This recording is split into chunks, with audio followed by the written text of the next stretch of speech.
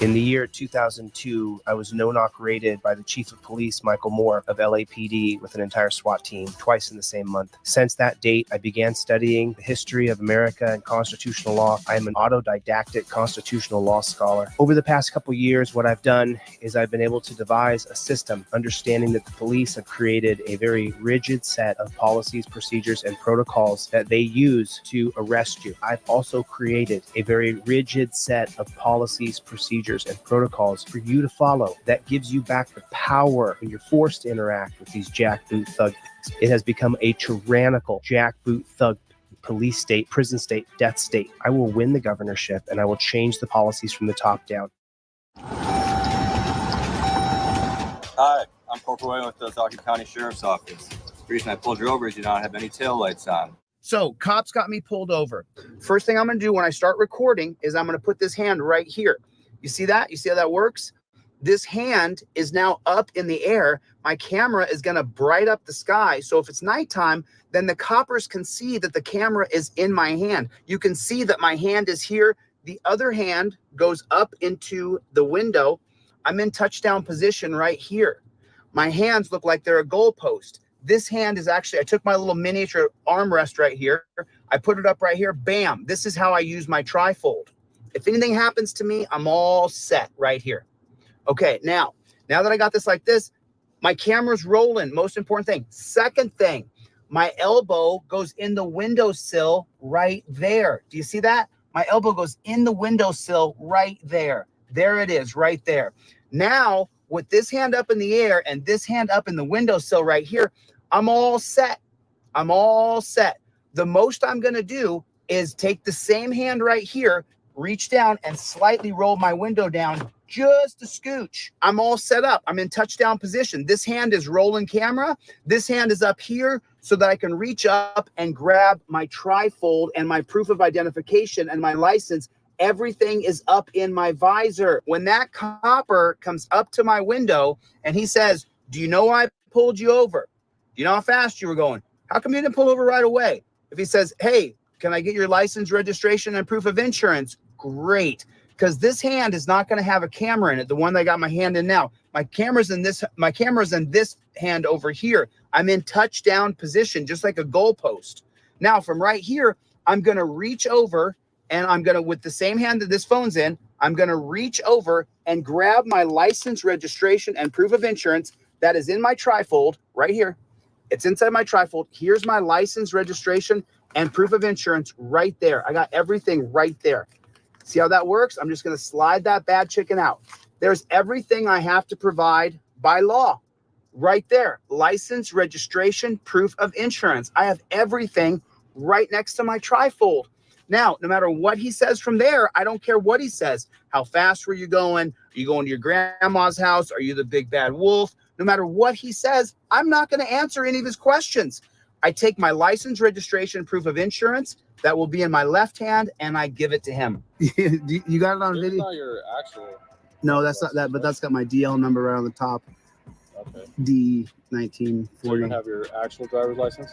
Well, I mean, that is an actual photocopy of my driver's license, a laser copy. Actually, if I take the rest of the tape off there, it looks prettier than my actual driver's license. There you go. I don't want to deal with he didn't identify himself. He didn't have his registration. He didn't have his current ID. He didn't have his current insurance card. No. I have everything ready to go. It's right here with the same hand right here. I'm going to take it like this, and I'm just going to slip my information right out the cracked window for that jackboot thug pig. Put it in the comment section. JBTP, jackboot thug pig. Put it in the comment section. I don't have a back and forth with the pig. I don't do that. I do not have a back and forth with that pig. Where are you going? Where are you heading? All that? No. I'm not going to answer any questions. I'm not even going to entertain it. Not going to nod. Nothing. I'm going to give him my license, registration, proof of insurance. I'm just going to slip it right there. That's how it's going to work. Here's my license, my registration, and my proof of insurance. Here's the insurance. Here's the rental car agreement. And my driver's license is right here. If you're poor and white or black or brown, don't reach around because you could die. It's a real thing. It's a reality here. So now I'm not going to get myself killed because I didn't follow a very rigid set of policies, procedures, and protocols. I'm recording everything with my phone from over here. Everything's being recorded. You see that? The phone is facing me, so my head is the most important thing. Now, once I've given him my license, registration, proof of insurance, I'm filming everything. He asked me where I'm going. I say I invoke my Fifth Amendment right to remain silent. Okay. If you ask me another question, you're violating my rights, and I'll file a lawsuit against you. Write your ticket, do what you're going to do, but don't harass me any further. Your Honor, I'm showing him on camera that I'm invoking my Fifth Amendment right to remain silent. Piggy loses qualified immunity for questioning me. Say it with me. Piggy loses qualified immunity for questioning me. This is how it goes. This is the way it is. Now, if he says, where are you going? Where are you coming from? Do you have a firearm in the car? I'm then going to take my trifold and point at it, and I'm going to go down the list of questions. Don't ask me where I'm going. Don't ask me where I'm been. Don't ask me what my favorite color is. Don't ask me if I have a firearm. Don't ask me if I've been drinking. It says everything right there on your freaking trifold. You don't have to answer any questions. He says, where are you coming from? And I say, Your Honor, I have shown the pig at the window that I clearly have identified that I've invoked my Fifth Amendment, and he already asked me where I'm going. He's violated my Fifth Amendment right. I'm showing him on video. It's on the literature. Your Honor, this is for my federal civil rights lawsuit.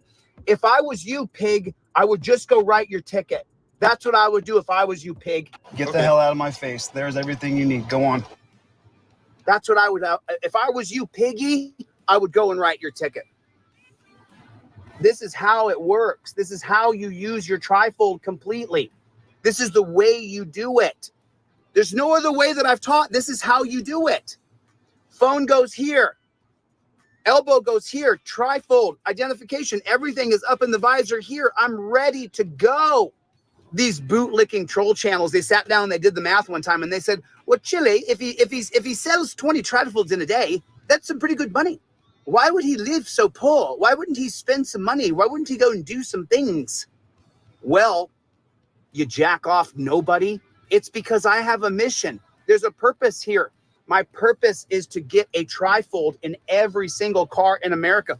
The mission is to get the Fifth Amendment cop cards in everybody's wallet. The yellow and blue cards only come out when there's a pig in front of you. That's when the yellow and blue cards come out. You don't pull the yellow and blue cards out until there's a pig in front of you. You memorize the cards so you know it backwards and forward. But this is how you do it. This is how you do it. Ladies and gentlemen, I present to you the new redesigned Fifth Amendment cop card. Now, the driver card is in blue and the non-driver card is in yellow. Now, they're easily color-coded, so you know driving is blue, non-driving is yellow. You have to have a pair of Fifth Amendment cop cards in your wallet at all times. If you carry your credit cards in your phone, it's the exact same size as your Visa, as your driver's license. And these cards, they're made out of the exact same material as a hotel key, your Visa card, your driver's license. They don't destroy. It won't melt in your wallet. You need to have a Fifth Amendment driver and non-driver cop card in your wallet. These are the best gift you'll ever give anybody. Thanks. My name is ChilleDeCastro, and I am Delete Laws.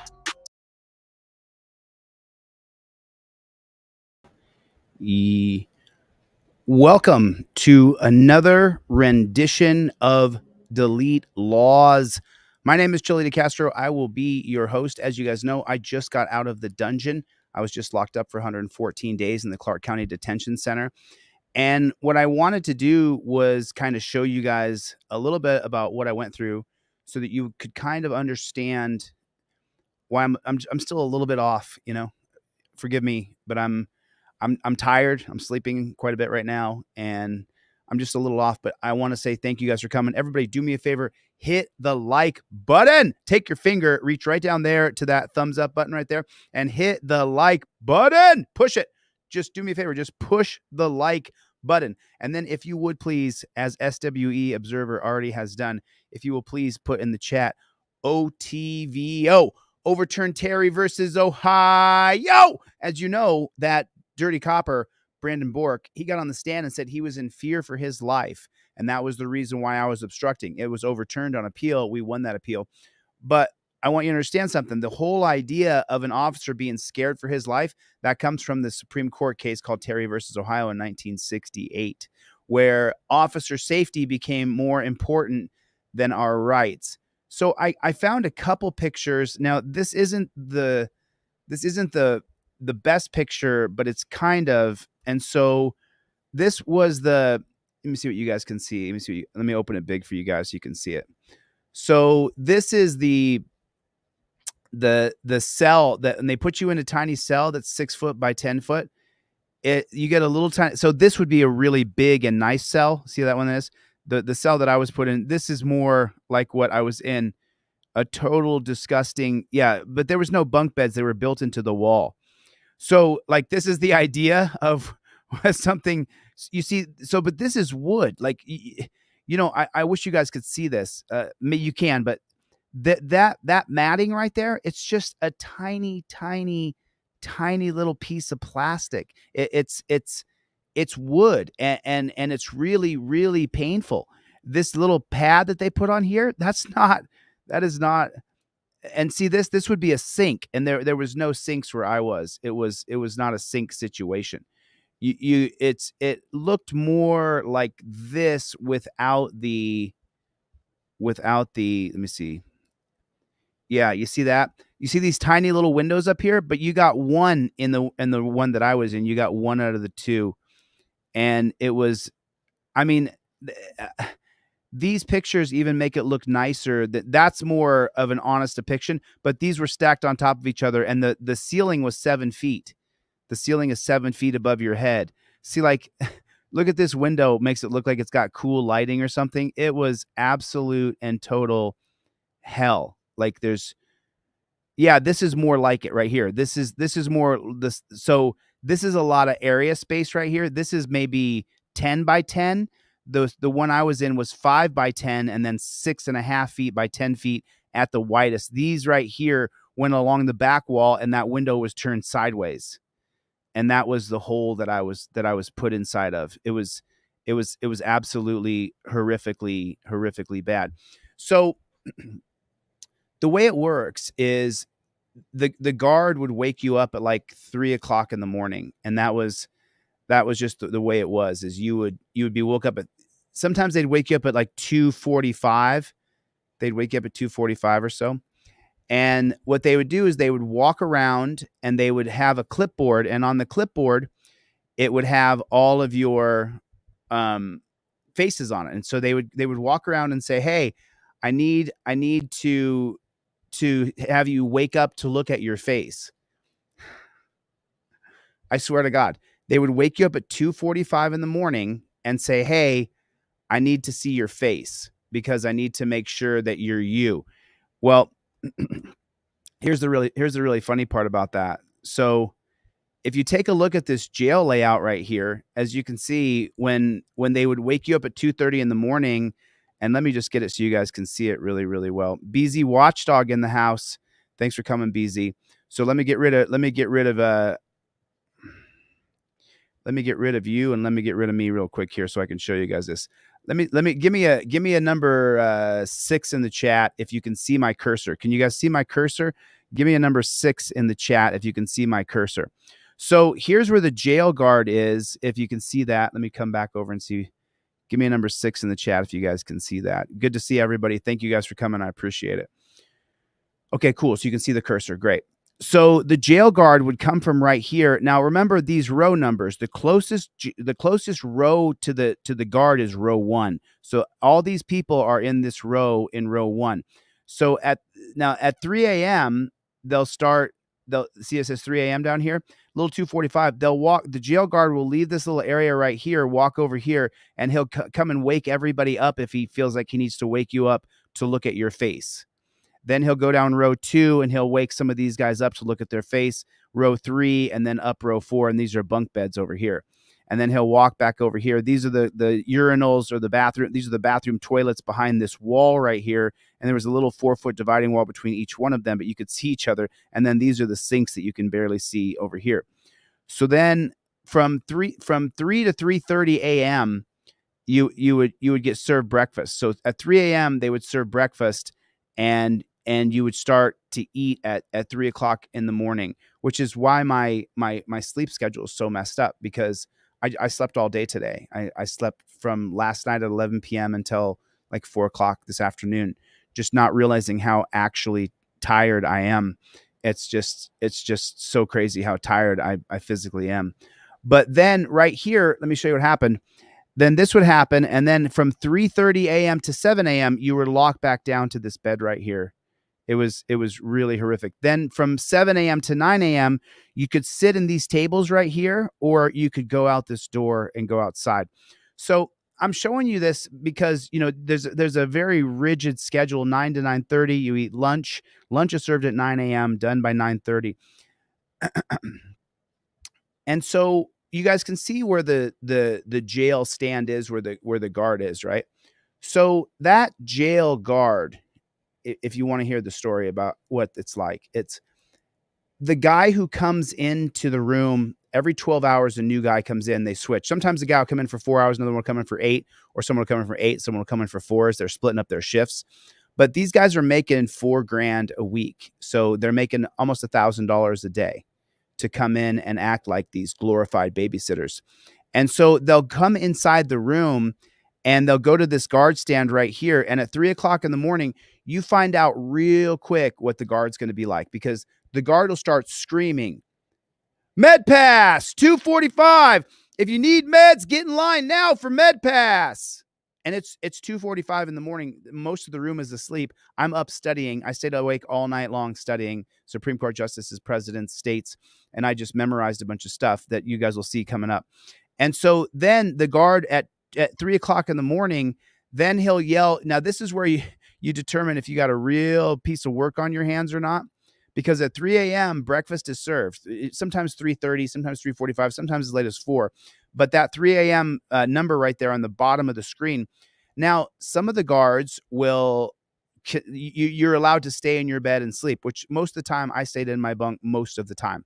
And I just researched and read, and that's all I did was read these textbooks that were sent to me from you nice people and from Clarkson and another friend.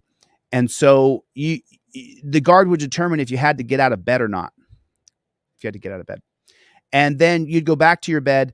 And then again, at 3:30 to 7, you'd have to go back to your bed. And then from 7 to 9, you could sit in your bed. But here was the next part that would happen. At 7 to 9 a.m., you're getting free time, where you're allowed to go to those cafeteria tables that you can see right here. I just did a crude design here. Or you're allowed to go out into this rec area over here, and you might be out there for 30 minutes, maybe an hour, depending on. So remember, when the med pass comes in this little area over here, this is called the Sally Port.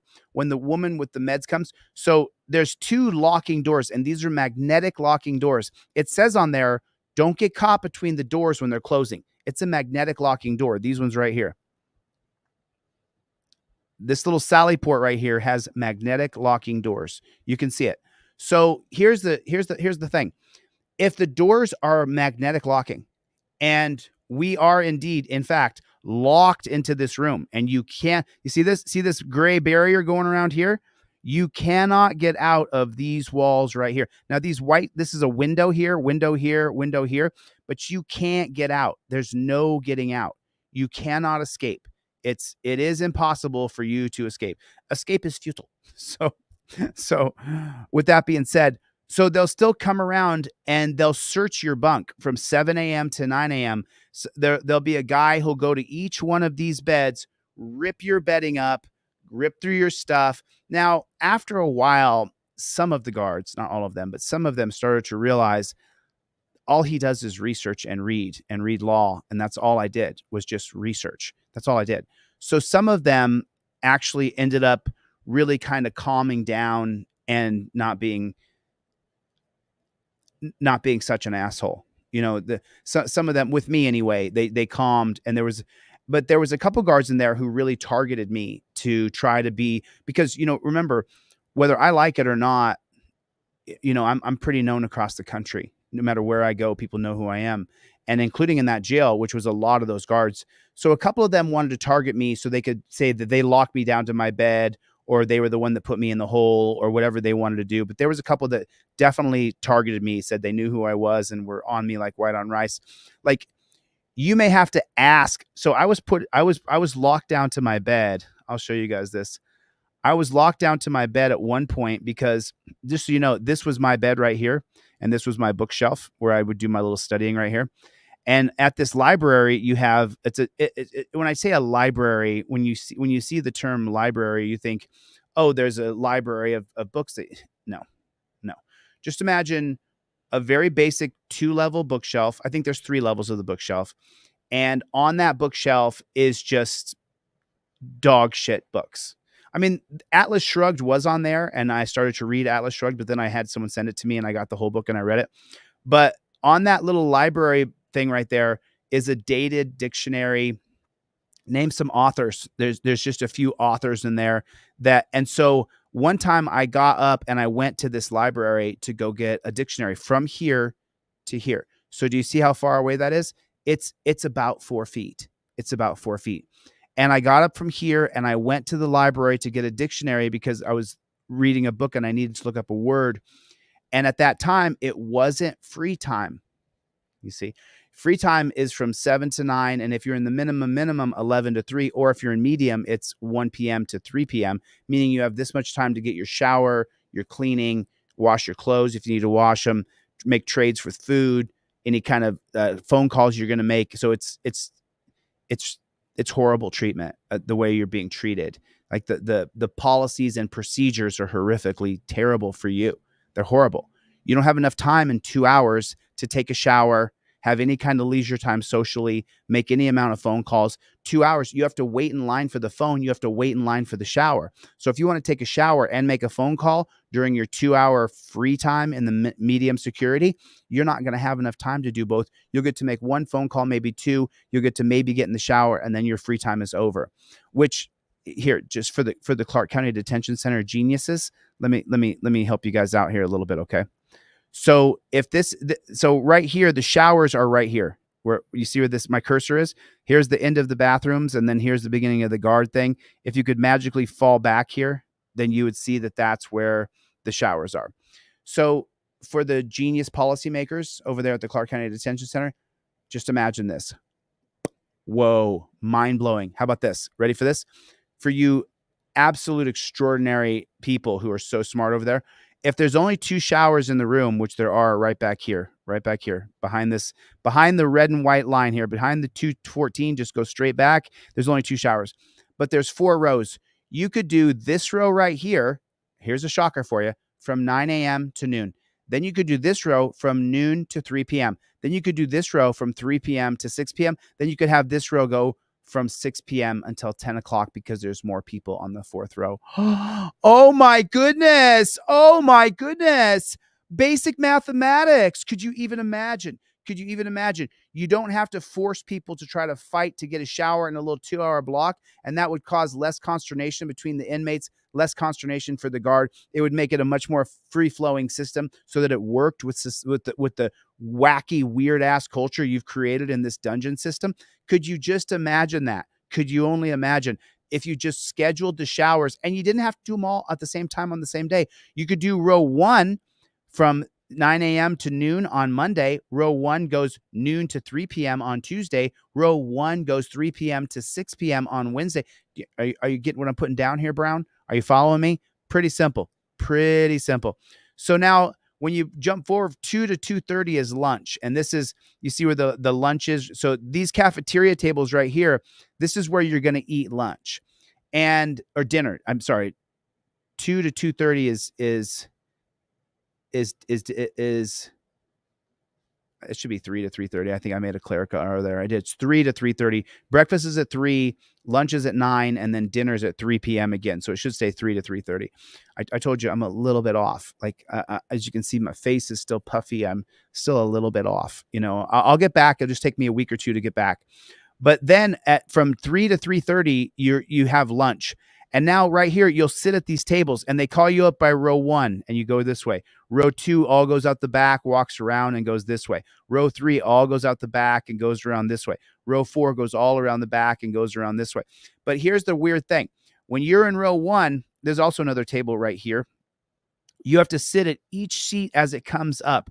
You can't sit where you want. There was one guard who ended up being a real piece of shit who will be listed in my lawsuit against Clark County Detention Center.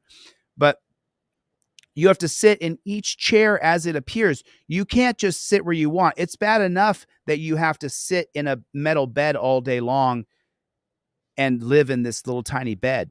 And then there's someone 2 feet on this side of you, 2 feet. So, I mean, when you take a real good look at this graphic that I created, you can see that when you're in a bunk, so my bed was here, but I had a bunkmate here, a bunkmate here, a bunkmate here, a bunkmate here.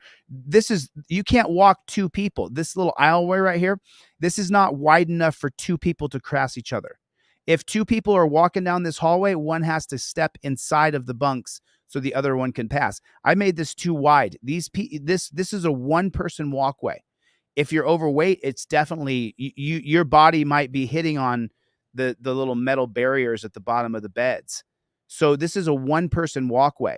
So when my bunk was right here, I had bunkmates here, here, here, here, here, here, here, here. Everybody's within 2 feet of you. You can reach right over and and it's crazy. It's absolutely, I mean, it's just so ridiculously insane. It's so ridiculously. Okay, let me see. Okay, got it. Thanks, Brian. So Brian said, "You don't know me. I'm retired, both USN, EOD, and federal. I said prayers for you, Chille. I sent Judge Zimmerman a respectful email about reversing her decision about the trial. We need to do better in a civilized country. God bless. We never pull guard." Thank you for doing that. A lot of you guys did these amazing things for me. It's just Danelle Brown. She's one of those people who consistently kept up with me, and I would see, support from her. April Rain always, just like so many of you guys in here. It's just, BZ Watchdog and all the work he did. He called the district attorney's office and he called everything. It's like, it's just such a trip. So I don't want to cry. So when I go into gratitude, I start to get real tearful, and I don't want to cry right now because I've been sleeping for like 20 hours straight. And if I get into it, I'll start to cry for sure. It's definitely humbling, needing other people's help. It's definitely humbling for sure. There's no other way to really put it in perspective other than for you guys to really understand that I'm nothing but grateful for all of y'all who did these amazing things. So I wanted to talk just a little bit about what the guard does. And this is what I wanted to get into today. I wanted to talk about this. So down here is the jail guard. It's a little wall on an angle, just like that. It's just got a little tiny little angle. There's a chair behind it and a computer. And right here where my cursor is, there's a TV that hangs down from the ceiling. I didn't put it there. There's another TV that hangs down from the ceiling right here. And the TVs, you think the TVs face the beds? You'd be wrong. The TVs face the cafeteria tables and the jail guard. That's what they do. And then at nighttime from 6 p.m. to 6 a.m., the second shift, the guard watches TV through the night and clicks through the channels and tell you to shut up so you can watch TV. I mean, I kept notes of all the guards who did it. So there will be some sort of reckoning with the stuff I'm going to publish, but we'll see about that. So then from 6 a.m. to 6 p.m., this guard comes in, and this is the worst part of it. This is the actual worst part of it. Because when that guard comes in at 6 a.m., he may come in and want to show his authority and start ordering people around by screaming. There was a guard with all the names will come out in my book. All the guards will come out. Their names will come out in the book. I'm just gonna, because right now I'm working with a few of those guards, and they're giving me information that I don't have without them. And so I don't want to put a whole blanket over all of those guards, because there is a few who are in touch with me now that we're working on a book, and more can come. I'll have more people come in and be a part of the book. And I'm giving 100% of the proceeds from the book I'm writing on Clark County Detention Center to the guards who are involved with me. I'm not keeping a dime from the book, not a single dime. Every single penny goes to the guards who are working with me on the book, because I appreciate your help. And that's why I'm not saying all guards are assholes, because there was a few who were not assholes. There was a few who were not. I understand I was locked in a dungeon, and that Helsinki syndrome is real, where you start to empathize with the people who are guarding you, that they have to have obligations to the people above them. And you have this kind of strange thing. But at the same time, there are guards who I'm working with right now, who I'm texting with and talking with right now.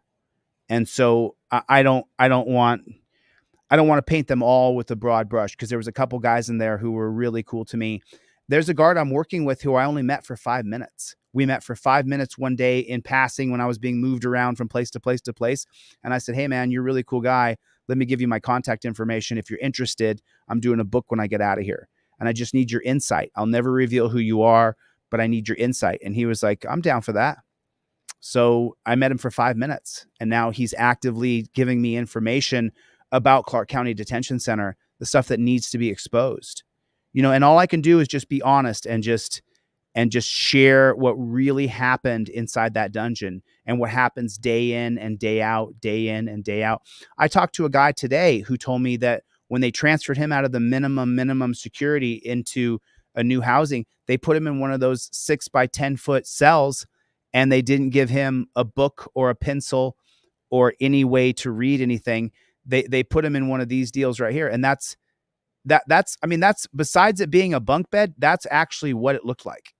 See how filthy the walls are and the floor is. This is what that 6 foot by 10 foot cell looked like. It looked like that. Now, it didn't have a bunk bed post because the beds were built into the wall, and it was just a solid piece of wood. But that's the same level of, the only difference between this one though is that this one here, do you see it? It's got the sink and the toilet separated right here. You see how the sink and the toilet are separated up there? You see this, how the sink is over here and the toilet's here? Nope. Not the one I was in. In the one that I was in, the sink went right on the back of the toilet. And you push the button and the water would just dribble out. You would have to suck on the metal. You'd have to put your mouth, or if you push both of them, you could get a little bit of an arc and get your cup under there to drink the tap water from the city. And that's how I was treated. That's the way I was treated. And then you see the food on the floor. I'm not sure if you can see it. So that's real similar, just other than the beds. See this right here? They would put your food on the floor just like that in a tray. And then they wouldn't give you an actual spoon. They would give you a cardboard spoon. They'd give you something like this, and then it would have some creases on it so you could fold it up, and then you ate your food like that. You ate your food on a cardboard spoon like this. That's how they treated me, as though I should be treated that way, like I should be treated in that kind of way. Well, we have to do it for safety. You set up a system based on punishing black people for being blacks, for being free, and you set up a system to punish them for simply the color of their skin. And that ideology never left the jail. You're being punished because you're coming in here. And a lot of guards would even say, remember I told you, don't laugh out loud like you're at a birthday party. They would go, they would say, this is jail. It's not supposed to be fun. You're being punished. Well, like I said, I had to forgive the people who put me in the jail, because you can't walk around with that kind of negative energy. But if you have the idea that you're punishing somebody all the time, 24 hours a day, 7 days a week, you're not going to make that person better. You're going to make them worse. You're going to make them far, far worse. It's just unbelievable to me. It's just so unbelievable to me. So yeah, it's got me going through what I'm going through for sure, because it's going to take me a little while to be normal again, just to get my body weight down. And then, so just so you know, right, you think that you're going to leave the dungeon. And I was going to go on this immediate keto diet, and I was just going to enjoy getting myself back in shape and getting my body weight down, and right. But it's not true at all. No. I went and I got some of the best food ever last night at Whole Foods. I got some whole milk with some of those deluxe cookies, you know, just with some of those deluxe cookies. Did I see Press with Ranker come in here? I just saw his name come through there. Press, I owe you a phone call. I will call you back. Sorry, I haven't given you a call yet. I slept all day today, man. I'm just trying to get my bearing again. But and I haven't done a milkshake and fries, but I did do some pizza, and the pizza was absolutely amazing. It was so good. It was so unbelievably good. It's just like, anyway, so that's just a little bit of jail. And I guess I could show you. So I'll just tell you this, just the basic story. So when the guard comes into the room, he can start yelling at you to do things. And you're not allowed to talk back to that guard or roll your eyes. You're not allowed to have a bad day or a bad moment, even for 1 second. If the guard's a screamer, you just have to put up with the guard screaming at you from the time they get there till the time they leave. There was a guard who was like the coolest guard ever.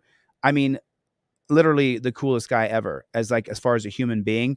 As a matter of fact, one point I took a honey bun, which is as big as this water bottle, and I threw it across the room to another guy who I owed the honey bun to. The guard saw me do it. He could have said, "I'm taking you to the hole. Put your hands behind your back. You're not allowed to throw a honey bun." He could have done that. I laid in bed, so I threw the guy the honey bun, and then I looked over and the guard had seen it, and I said, "Did he see that?" And they said, "Yeah, he saw it." And then I looked at him and I said, "Sorry," and then I walked up to him and said, "Hey, I'm sorry, man." He goes, "Listen, the cameras are watching. You're going to get me in trouble if I don't get you in trouble for throwing a honey bun." And then I went back to my bunk and I laid there and I thought about it, because I threw the honey bun maybe 15, 20 feet. It's a nice thick honey bun, 800 calories, right? That's how I got it on my gut right here. And so when I threw the honey bun to Jersey, and Jersey caught the honey bun, in the real world, when there's a bunch of guys in a room and one guy throws one honey bun to the other guy and he catches it and it's a perfect throw, everybody goes, "Ha, good job. Nice throw, nice catch," right? In the jail world, for me throwing the honey bun, the guard has the right to take me up out of my bed, put me in torture cuffs, and drag me down to the hole, which you just saw pictures of the hole. That's the reality of that jail. That if you're just a regular guy and you toss another guy some food that you're sharing with him, in the jail, you can get put in the hole for that. Now, thankfully, that guard didn't do that to me, but he was literally the coolest guard of all the guards I ever had to deal with. And he didn't do that to me. But other guards, remember I showed you, I guess I pulled it off prematurely. Let me go to YouTube Studio. So I'm sorry I pulled this off too soon, but I've got to show this to you so you can see it, because you have to see this. So at one point, I didn't finish the story because it's always distracting talking about this. But you see this right here? You see where it says library right here? Oh, I'm so sorry. I wasn't showing you guys properly. Do you see where it says library right there? And you guys know that was my bed right over here. So this is my bed. I got up to get a book out of the library, and the guard said, "You're locked down to your bed for 24 hours. And I said, "But why?" And he said, "Because you didn't ask to get up from your bed to go to the little 3-shelf library to grab a book," which only 2 shelves have books. And they're like Harlequin romances and like Michael Crichton and like Dan Brown, just like popular novels that were just donated to the jail. They put their sticker on, say, "We own these," but they're given to the jail by people. So I got up and I walked from my bed here 4 feet. It's because you can't walk 2 people down the aisle. So the aisle's only 3 feet wide, 3.5 feet wide. So I got up from this bed, went to here. The guard locked me down for 24 hours to my bed. And then the next day, when the guard came back, same guard, very next day, came back. And this time someone came down from breakfast, and because I don't get up for breakfast, and the guy gave me some food. And when I was right here, I stood up and leaned out into this hallway right here, leaned over to grab the food. And the guard said, "You got up off your bunk when you were on lockdown," and he locked me down again. Then I was locked down to that little metal bed for 48 hours. That's what happened. That's literally what happened. So that's how that went. That's how that went. They locked me down to my bed for 48 hours straight for one time for getting out of my bed to get a book out of the library, And then the second time for getting up to get some food from a guy who went to the breakfast. They call it chow in jail. He went to get chow, and I didn't get up. And then, so here's where I guess I owe you guys a lot of gratitude. You know, a lot of you guys who sent me the eye care gift packages, and just so you know, I don't know who did it.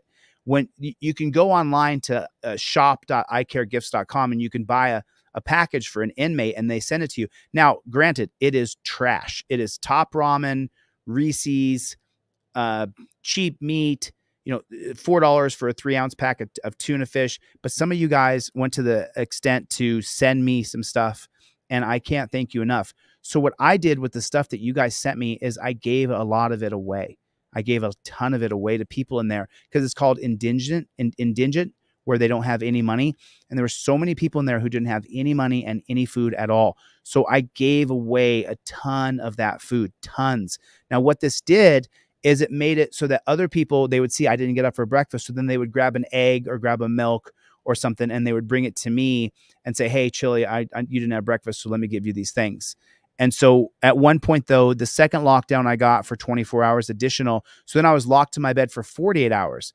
Now, when the Asian guard came in to, there was a Filipino guard in there, which it's kind of ironic because I'm going to wait and tell you guys, but there's something going on with one of the guards who I wouldn't have thought would join me and give me information about the jail, but they sure did. So anyway, after I was locked down for 48 hours, my blood pressure was 200 over 110. My blood pressure was 195 over 105.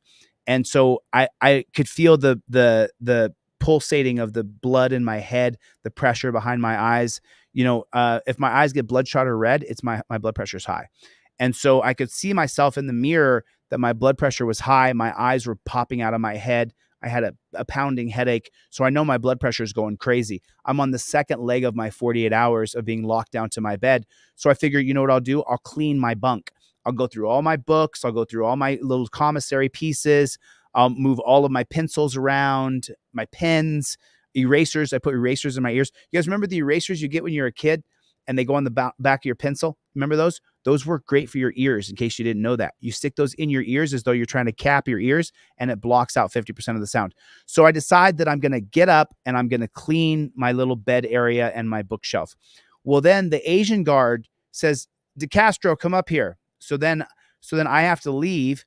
I have to get out of my bunk right here. I got to get out of my bunk right here. And I got to walk up here and go talk to this guard at the thing here. Now, when you go up and you talk to the guard up here at this thing, every guy in here is watching you and listening and trying to see what's going on because nobody likes a rat. So I had to go from here all the way up to the guard booth and sit here. And then the guard said, hey, DeCastro, you're in lockdown right now. And I said, I know. I got locked down for 2 days in a row, one time for getting a book and one time for standing up. I think that's a little excessive. And he said, what? Right, but you're in lockdown, so you can't get up off your bunk. You have to stay seated on your bunk while you're in bed. You can only get up off your bunk if you're going to the bathroom. And I explained to the guard, I said, listen, my blood pressure right now is crazy. I'm literally just trying to get myself in order so that my body can move so I can get the blood flowing because I can feel the pressure behind my eyes. And the reading from the nurse 4 hours ago was that my blood pressure was over 160, 170. And he said to me, I don't care about your problems. If you get up out of that bed again, I'm sending you to the hole. So then I had to go back to the hole and just lay there and hope that I didn't have a stroke because my blood pressure was so high. It was so high. When you can feel the blood pressure pushing behind your eyes, your blood pressure is high. Your blood pressure is real high. And so it's just, and you go back to the reason why I was there. I was there for doing what? For filming a cop. And then the cop said on the stand that he felt like his life was in danger because I was there filming him. It makes absolutely no sense at all whatsoever. It makes no sense at all. I just have such a hard time accepting that I was put in that dungeon simply because I filmed a cop. It's just really hard to accept these things. And to be honest with you, I'm having a hard time with it. I'm having a hard time accepting that they put me in jail for that amount of time. I'm having a hard time accepting that I was locked to a bed for, I realized that is what happened. I realized that's what happened, that was the actual process that happened to me. But at the same time, I'm having a hard time rationalizing in my mind that this is a normal, regular thing that can happen. It just absolutely killed me. It kills me as a person to know that. And this is the whole thing. When I talk about some guards were cool, and there was a couple guards in there that were really decent to me, and I don't want to bash them. And at the same time, I want to point out that there are 10 million different life choices you can make, that you don't have to choose this job to make $100,000 a year. You can entrepreneur, you can find a hole in the market, build a new system, build a new device, build a new product. Knowledge plus ability equals your product. How much knowledge you have on any one thing, do you have the ability to do it? And your product is what you put into the market. I give a real simple example of this. Take paper airplanes, for example. Do you know how to make a paper airplane? Put a 1 in the chat if you know how to make a paper airplane. So what you can do is you can sit and build your knowledge, KAP, knowledge plus ability equals product.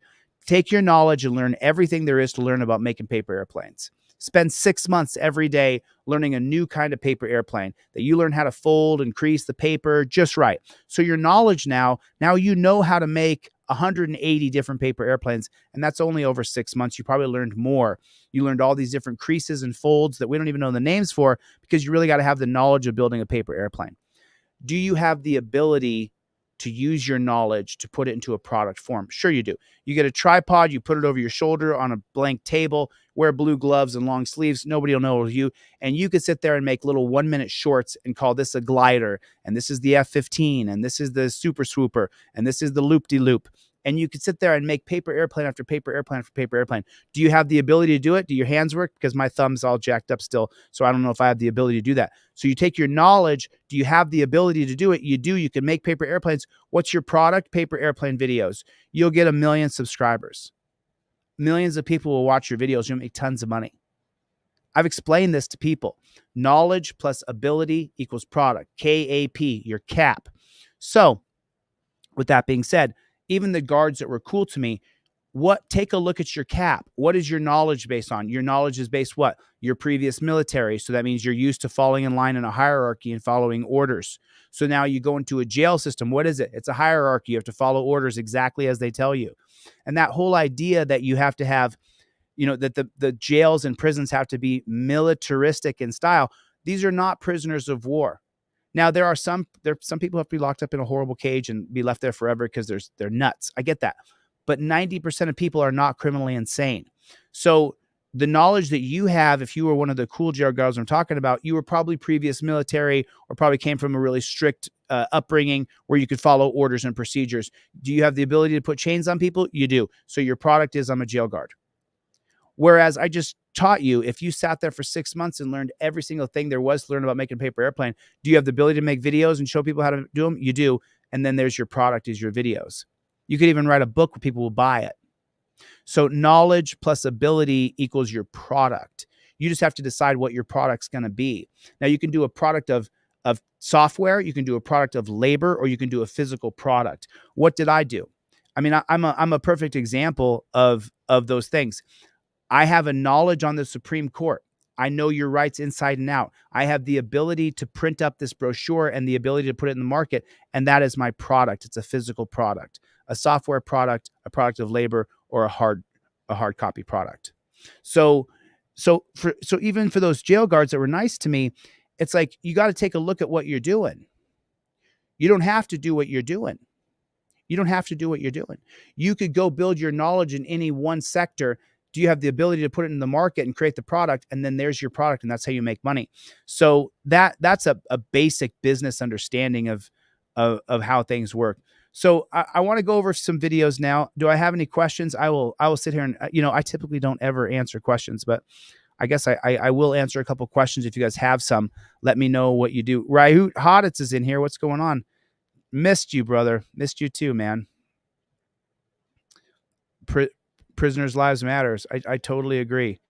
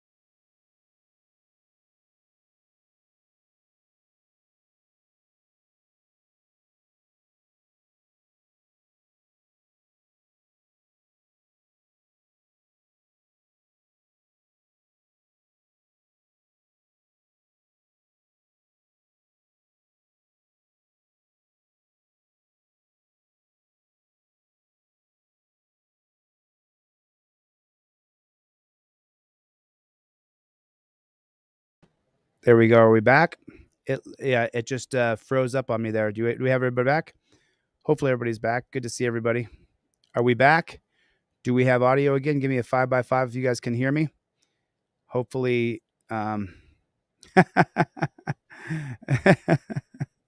freeze game.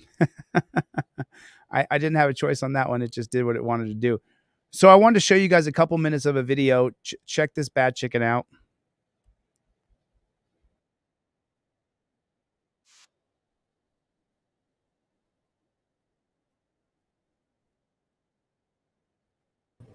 What is it? 3 o'clock in the morning and you're in the developing housing area? Okay. What's your name, Deputy? Deputy Olvera, What's your badge number? 4085. Are we committing a crime? You're doing something suspicious, yeah? I never got out of my vehicle. I told you I took a wrong turn, dude. Am I being detained? Oh, you're one of those people. You ain't got no front license either. Paper tag. He said, "Oh, you're one of those people." I don't need one. Why don't you look at the back first, I don't deputy? see one on that car either, by the way. You're missing a front plate. Hey. I turned into the neighborhood. I thought this was the way out. I flipped around to go back out, and then I see you guys coming. That's all I know. Is this not a public roadway or what? Yeah, it is. I thought this was a way out. So just so you know that, this video is from Chuck Bronson's channel and it's called Bait Car. But this is the whole thing I want you guys to avoid. If you're driving down a road and it's 3 o'clock in the morning, you decided to run out and get some ice cream for your girlfriend or for your husband or for your partner, whoever you're running out to get some ice cream, right? And so when you go from here, Oh, and then turn around. What's going on? Nothing. You're just being in. You good? I'm good. I'm great. Just, what is it? 3 o'clock in the morning and you're in the developing housing area? Okay. What's your name, Deputy? Deputy Olvera, What's your badge number? 4085. Are we committing a crime? You're doing something suspicious, yeah? I never got out of my vehicle. I told you I took a wrong turn, dude. Am I being detained? Oh, you're one of those people. You ain't got no front license either. Paper tag. I don't need one. Why don't you look at the back first, I don't deputy? see one on that car either, by the way. okay, so now these guys are running something called Bait Car. And I love Chuck Bronson. He's one of my favorite activists. He's always out on the street doing something. But what I want you guys to do is I want you to invoke your Fifth Amendment right to remain silent.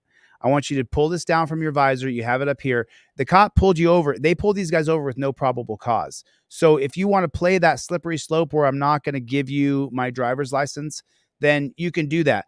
I choose to have my license, registration, and proof of insurance on a laminated card. I choose to have it ready to go because North Carolina versus Heenan says that cops can even make a mistake and pull you over, but you still have to give them your ID because you're driving a car. But then from there, what I want you guys to do is immediately slide your trifold down and say, I invoke my Fifth Amendment right to remain silent. Then you can say, I don't answer questions. But the first thing you have to say is Fifth Amendment, I invoke the right to remain silent. That whole top part, the yellow and the white writing, that's the first thing you say out loud to the copper. That's how it works. This is the way it works. You start off with this, Fifth Amendment. Now, I know that like guys like John Felax, I just saw his name run through the chat, have become famous by saying, I don't answer questions. And the cop asks him another question. He says, I don't answer questions. And the cop asks him another question. He says, I don't answer questions.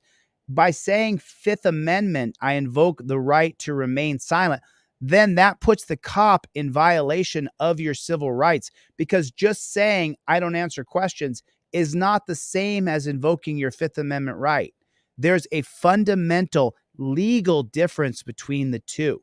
You have to actually say the words Fifth Amendment, I invoke the right to remain silent. If you don't say it, then it's not quite the same. Marcus said, hey, Chille, my mom won a free trifold, but she never received it. She won it during a live stream for the free, and then you went to jail a few days later. Absolutely, Marcus. Reach out to me, and I'll get your mom a free trifold. 100%. I mean, I give a lot of these away. I'll do this. I'll do the same thing. I'll do the same thing tonight. I'll do buy one, get one free. So you get two. So if you guys buy a trifold, I'll give you the second one for free. I'll put it in your envelope. You don't even got to ask. And of course, I'll give you guys the cop cards too. I'm just gonna, I've got stock in, and so Marcus, shoot me an email so that you have to actually say, Cody Edit said, so if I say my Fifth Amendment right, would that work? Yes. You say Fifth Amendment, and then you don't have to say anything else. I choose to add on after Fifth Amendment, I invoke the right to remain silent, but you have to actually say it. Put a 1 in the chat if you have a trifold. Put a 1 in the chat if you have a trifold in your car. Put a 1 in the chat if you have the cop cards in your wallet. Let me know who's got them in their wallet. Put a 1 if you have one, so I know. Because and then what I'll do is, Marcus, I'll get your mom one for free, of course. And then if anybody else is struggling in here as well, I'll make sure that you get one too. Shoot me an email, deletelaws@gmail.com, and I'll at least send you the digital copy. I sell it on my website for $10, but I'll give it to you for free if you don't have any money, because I want you to have the trifold. I want you to print it out and put it in your car, but don't have a back. Now, these guys are professionals. This is what they do. Hey, you're missing a front plate. Hey, I turned into the neighborhood. I thought this was the way out. I flipped around to go back out, and then I see you guys coming. That's all I know. Is this not a public roadway or what? Yeah, it is. I'm asking. So why are you unlawfully stopping us It's not. for driving down a public roadway? Hey, you got me blocked in, deputy. I know. I'm about to. Listen, I gotta take. I gotta go. Go ahead. We did get a call over here about suspicious activity, Okay. and being that it Hey, is what, 3 don't o'clock touch me. in, Why'd you do that? Why'd you just We passed you on the way in like Yeah. less than a minute ago. I got you. I'm pretty sure I saw you drive. Yeah, and we just came back here, circled around, was heading back out. He didn't see you drive in. He came up next to me. He's like, I think I saw a car head in here. I don't know when. That's why we came over here, just to double check. But the reason why But we you did didn't- it wasn't initiate called me. this traffic stop, I guess You you know could that, call right? it Because you that, guys since were already clearing the vehicles car. So I involved. got pulled in. Yeah. The reason we did I initiate pulled this in. was I didn't know because this was a dead end. it is You 3 guys o'clock weren't in the looking for morning. me. That's not a legal reason for a traffic stop. It's pertaining to the suspicious activity call that Okay, you can't pull people over for being suspicious. we can conduct investigations on. You can't do a traffic stop. This is a traffic. Okay, so he's exactly correct. But where does that idea come from that the cops can say it's suspicious activity? Does anybody know the answer? I'm going to read the answers out here. Where does that idea come from that you can say, let's go, OTVO just gave away 5 memberships, so 5 more people are going to give it. Thanks, let's go. Les OTVO. So the idea, I'm gonna play this back again. That's why we came over here, just to double up. Just came back here, circled around, was heading back out. He didn't see you drive in. He came up next to me. He's like, I think I saw a car head in here. I don't know when. That's why we came over here, just to double check. But the reason why But we you did didn't- it wasn't initiate called me. this traffic stop, I guess You you know could that, call right? it Because you that, guys were since already clearing the vehicles car. So I involved. got pulled in. The reason we did I initiate pulled this in. was I didn't know because this was a dead end. it is You 3 guys o'clock in weren't the looking for morning. me. That's not a legal reason for a traffic stop. It's pertaining to the suspicious activity call that we were. Okay, you can't. Okay, so he's saying that suspicious activity, and so you say got it right already. So that's Terry versus Ohio. Before, the standard was there had to be probable cause supported by oath or affirmation before the government could enter into your life. That's now changed to suspicious activity. And now these guys have gone too far. They've opened themselves up to lawsuit. But here's the problem. They're not getting personally penalized. They don't have an insurance company that will raise their premium every month that they have to pay for them to be a copper. And so the entire term suspicious activity comes from the 1968 case of Terry versus Ohio that dramatically lowered the standard from probable cause supported by oath or affirmation to reasonable suspicion. Maybe you've heard the term RAS, reasonable articulable suspicion. That was invented in 1968. It's not a part of our government. It's not a part of our Constitution. It violates our Bill of Rights. The government can't question you or bother you or have anything to do with you without probable cause. Probable cause is where you have broken the law. This guy's saying that his reasonable suspicion from Terry versus Ohio from 1968 now equates to you being out at 3 o'clock in the morning. And this is the reason why in 2022, I drove from California to Maine and back twice, stopping at every single town and city along the way to show you that the cops in this country have taken Terry versus Ohio to another level. Put a 1 in the chat if you leave your house and you go to 7-Eleven tonight, if the cops will pull you over for no reason. Put a 1 in the chat if that happens in your town. You can't leave your house past midnight, 1 o'clock in the morning without the cops trying to find a reason to target you and say that they're suspicious of you. Well, there's people who are drunk driving at night. Yeah, there are. But that's not reasonable, articulable suspicion of a specific crime that I am committing. And so they've taken this Terry versus Ohio and they've maximized it, where reasonable suspicion is whatever they want. Well, you're in a red car, it's dark, and I had donuts yesterday, so that makes me suspicious of you. That's how far it's gone, and it has to stop. It absolutely has got to stop. Pull people over for being suspicious. We can conduct investigations. You can't do a traffic stop. This is a traffic stop. I was just saying, pertaining to the call that we came for the suspicious person, that's why we decided to come and make contact with you, okay? Okay. And you guys stop everybody just for driving through a neighborhood? See, I Chuck Bronson's really good at what he does here. I wouldn't have said okay, but I've made those mistakes myself too. No. That just seems crazy to me. Suspicious activity call around there. And the only But somebody's got to do something to be suspicious. Yeah, that's why we came over to find out what were was we going on. like crawling in the dark, or How are we supposed to know what y'all are doing without asking you? well, if you're gonna say suspicious, there ought to be at least something suspicious, I would think, right? That's what I'm trying to figure out, right? It makes sense that we would ask you. I mean, I get that you're investigating, but Cool. the traffic stop though, for That's and you can't articulate one fact of a crime except for suspicion that's not a crime, and that makes So he no sense. You can't lawfully just go pulling people over without a crime, without an infraction, on suspicion. Right? Am I wrong? we came over to stop. I understand, but he's completely right. You can't just stop someone and say, I'm suspicious of you, so I'm going to stop you because I want to. That is not the way it's supposed to work. Specific. It has to be very specific. am I wrong? We came over. Can to you stop go around? Are because you allowed to go around making traffic stops on suspicion alone? We came over to stop you. Suspicion of an infraction. Are you allowed to Because we make a had traffic stop? suspicious person call right here in this neighborhood.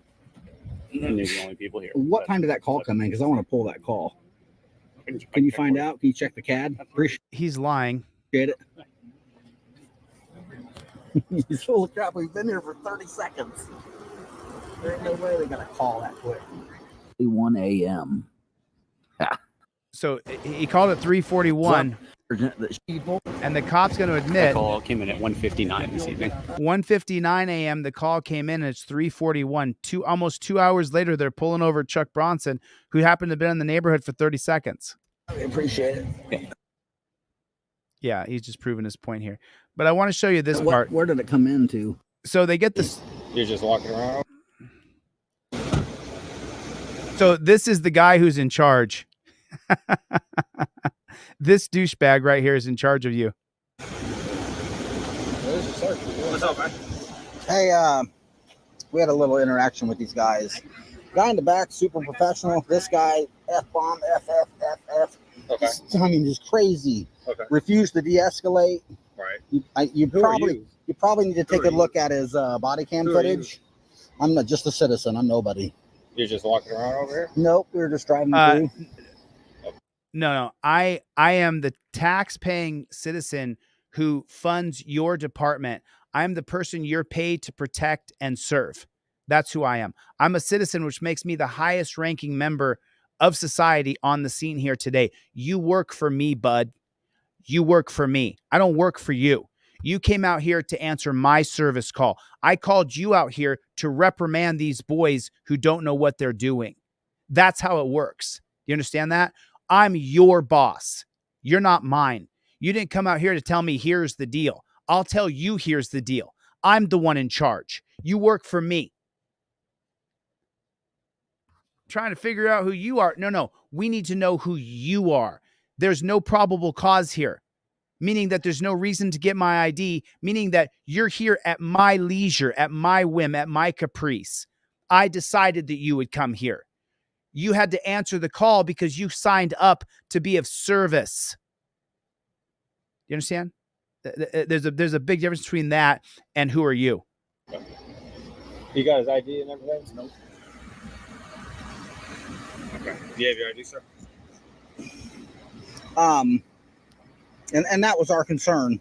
Okay. Can I talk to you for a second? He asked you for your. Are y'all together? Yes. Can I talk to you for a second?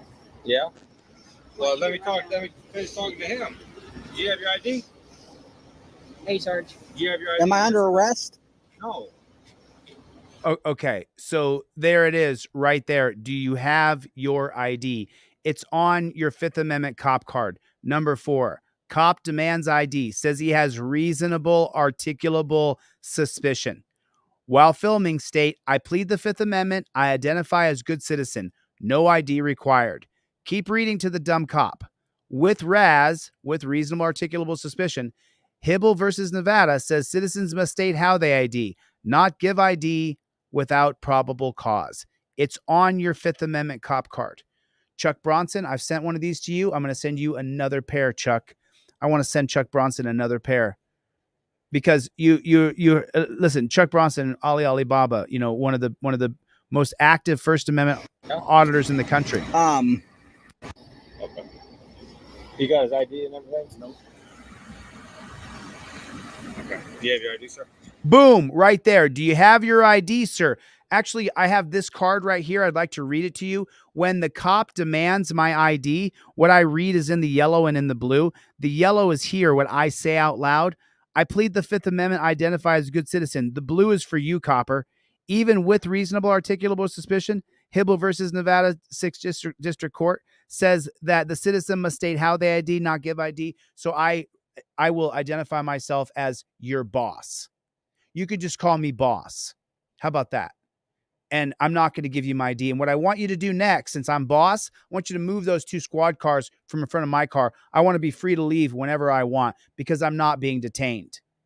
I don't need to ask if I'm being detained or I'm free to go. I'm here to tell you I'm not detained. Move your cars and do it with some quickness. Because otherwise you are detaining me, which is an unlawful detainment, which means I'll go down. First, I'll do the administrative process by filing a complaint, but then I'll go file a civil rights lawsuit against you. And I'll only get a declaratory judgment, but that'll follow you on the internet for the rest of your life because you're violating my rights with an illegal detainment right now. It's right there on your card.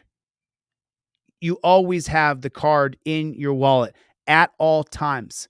The card is always. My phone is here. The cards are right there. I always have the cards on me at all times. At all times. Because, listen, I'm a constitutional law scholar. I'm known across the country. I film cops. Even still, you want to have the hard copy. You want to have this hard copy in your wallet. It costs $10. Your $10 won't make or break me, but it might make or break you. You'd be sitting there going, damn, I wish I had that damn card because the cop said, give me some ID. And I told him no. And then he went to say something. I didn't remember that. Oh, it's Hibble versus Nevada. That's right. Citizen must state how they ID. Because I told him he could call me master. But then I didn't remember to quote Hibble. And even still, you might get screwed. But if it's on camera, this is your secret weapon here. Your phone and your card. Your phone and your card. Back and forth, back and forth, back and forth. This is how we do it. And that was our concern. Your ID, sir? So then when they ask Chuck Bronson if you have some ID, he answers with Okay. Do you have your ID, sir? And that was our concern. Okay. Can I talk to you for a second? He asked you for your ID. Are y'all together? Yes. So now then he says he asked you for ID, give him ID. Can I talk to you for a second? Yeah. Well, let me finish talking to him. Do you have your ID? There it is again. Do you have your ID? That is your opportune time while on camera to say, hold on one second. Can I grab the card out of my wallet? He doesn't know the card you're grabbing is this card. And then you go, let me grab my card out of my wallet. And then boom, right there. Show the camera, show the copper. I have a Fourth Amendment right from an illegal search and seizure. And you're not going to get my ID today because there's no probable cause. It's right there. It's right there. Drophead 74. What's up, Playboy? What's up, Playboy? Drophead 74, a big supporter when I was in the dungeon, sent me some care packages, put some money on my books. Thanks, Drophead. Appreciate you, man. Appreciate you so much. It means a lot to me. thank you. As sincerely as I can tell you, thank you. Hey, Sarge. You have your Am I under arrest? No. You're here for a complaint, right? I'm not here for a complaint. Figure out what's going on. So, I was just letting you know what happened. Okay. Well, we got a call about. And I just needed our Listen. our conversation put into Listen. Here's the deal. the CAD notes. well, they're not here for that. They're for us. You're over here investigating a crime. They already cleared us for that. We were wrong place, wrong time. Okay. They were here before we got here. Okay. Somebody else called in on the cameras. Okay. We got here. I took a wrong turn. I thought this was an exit. Mhm. I went down here to think that I could get back to 1960. Right. And it's a turnaround. So I go to flip around. These deputies pull in, have their lights on, stop us. We talk to them. I get out of the car. He looks at my tag. He's talking to me, saying, "Hey, we're here for suspicious activity. Everything's cleared. Everything's de-escalated." Then I ask him, "Can I get a card for internal affairs?" Or, excuse me, what did I say? Complaint? Yeah. Okay, so I asked for a complaint. I get out of the car and I walk over with him to his car to get, the card for the complaint. Right. He's supposed to get it for me, so I walk with him. Uh-huh. He turns around, he puts his hand on me, he pushes, shoves me. I say, "Whoa, what's the deal?" Right. I'm walking with him to his car to get the complaint, Okay. the card for internal affairs. Well, So- I'm sure you have a computer at home, right? Yeah. So You know where internal affairs is for us? is what, Cypresswood Station? No. No, Southwest Freeway. Well, he gave me the card for internal affairs. Oh. So what happened? What my complaint is, I was walking with him because he said he was going to give me something, and then I guess he didn't like me walking with him, but he never said anything about that until after I was Were pushed. you walking behind him? Well, I was next to him. Okay. He turned around, and shoved me. Okay. Yeah. And then I said, "What's the deal?" Well, he said he was getting me something, so I walked with him. Okay. And then what happened? So he's just gonna cover it up. Well, listen. Okay. Let me tell him what happened because I'm trying to get my story out. So he shoved me. Well, I'm trying to listen, but somebody's over here talking. Yeah. Excuse me. So why can't we talk? That's why. without him? That's why I wanted to Without talk. him. Okay. That's Well, why. That's why I said if you would talk to me. Sure, let's go. So.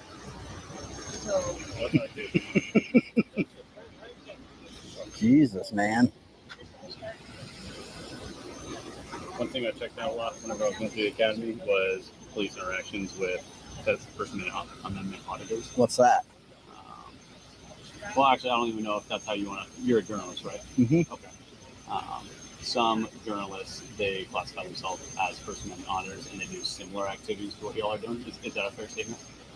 I suppose. Or fair? Yeah. Or, yes. We'll do similar activities when it comes to keeping the police in check, making sure we're doing everything how we're supposed to. Just watching different police interactions and stuff like that. Just watching those videos, I like to think helped me out when it comes to one, knowing the law, Yeah. two, knowing not to violate people's civil rights. No, I can tell you've been nothing but professional, man. Well, but that's the whole thing though, but you haven't been anything but professional. You blocked him in. You blocked him in and put your lights on, and you performed a traffic stop over saying that you were suspicious. And that's against the law. That you violated his rights. So the guy just did this big long, it took him about a minute to get that out. Oh, I watch First Amendment auditors, so I understand. But let me show you exactly where the push happened so you guys can see.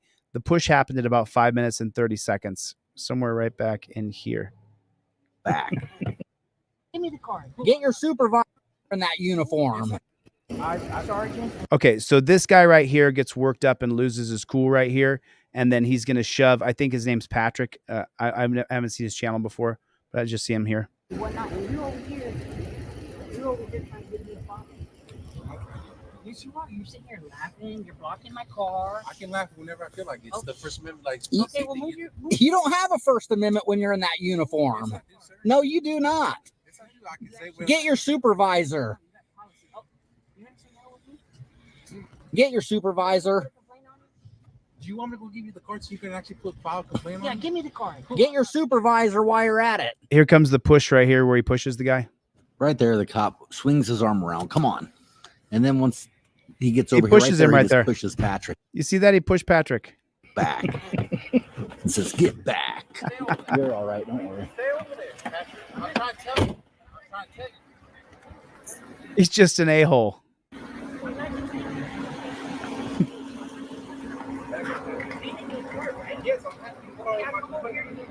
But I'm trying to tell you, think about this way over there.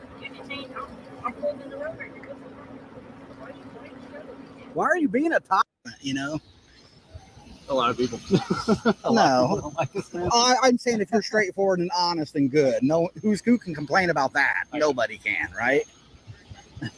But they're not. They're not If straightforward. you're doing the right thing and doing your job and protecting and serving, you know, nobody can complain then. The problem is when cops don't do that, when they go above and beyond, when they misuse their authority, when, you know, people make mistakes. I get that, but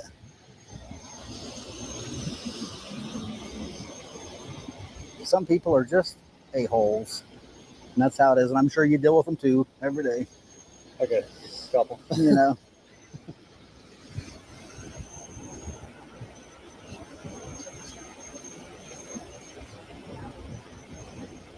Were you wanting my name and badge number? I don't need it, man.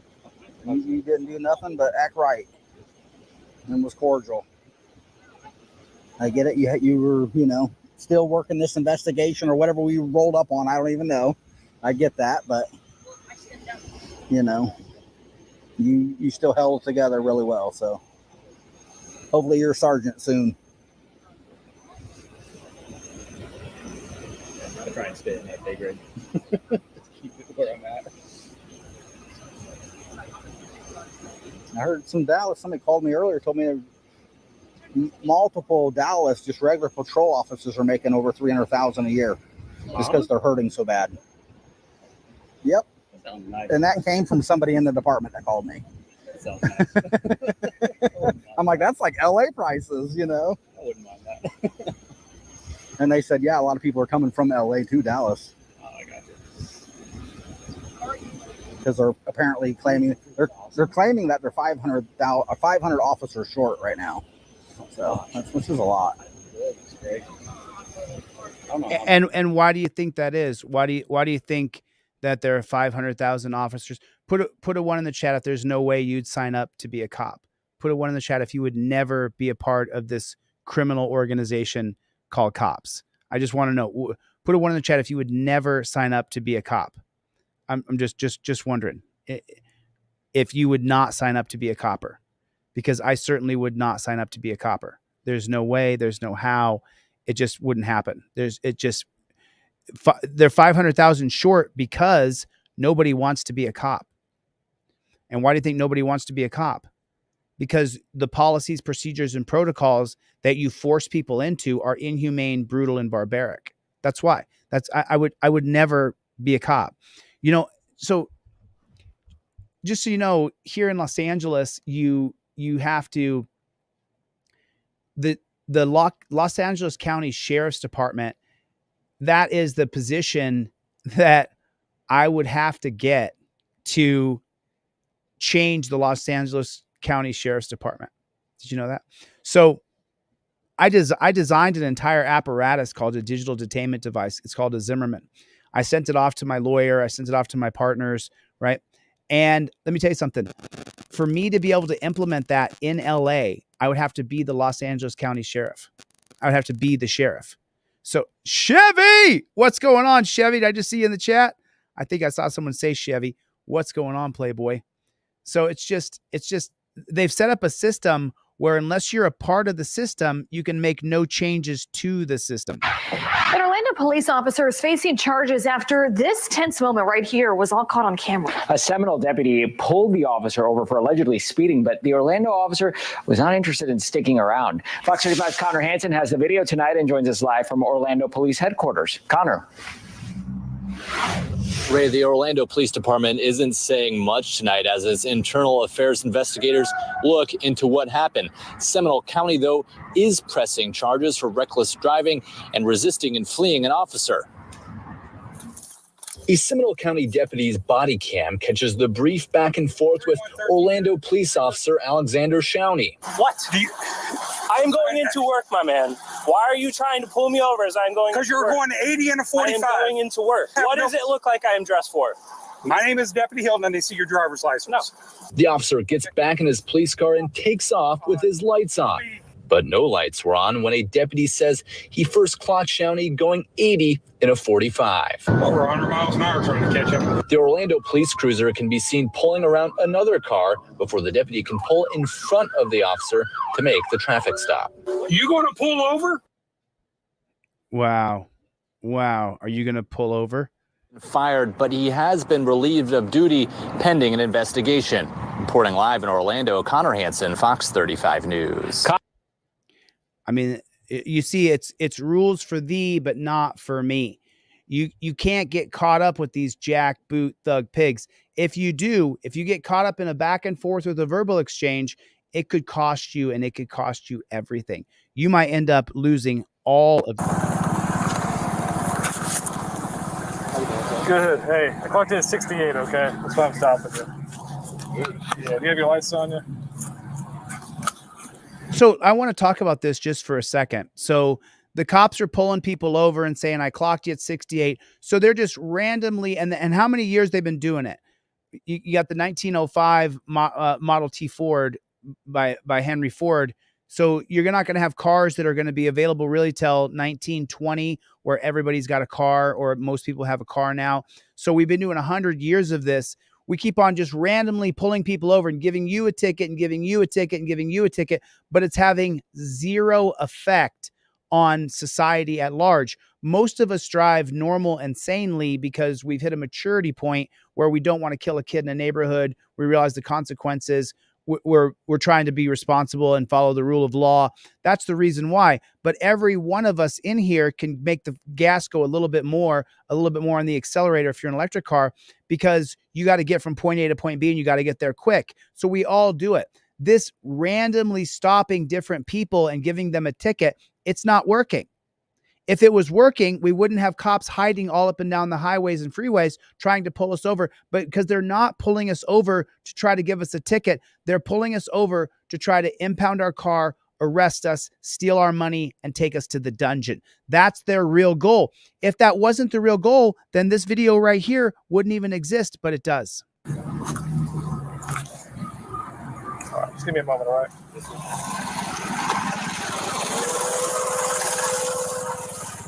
So you see that? He did that just right. He said, You have your lights on you? So he didn't say hello. Hello's for suckers. He didn't say hello. All right, just give me a moment, all right? Without a word, he gives the guy his driver's license. Perfect. Couldn't have asked him to do it any better.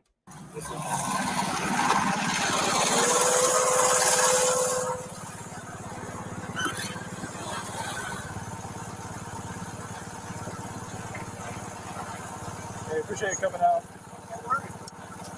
I haven't talked to him yet. We're all good. Yeah, I haven't talked to him yet.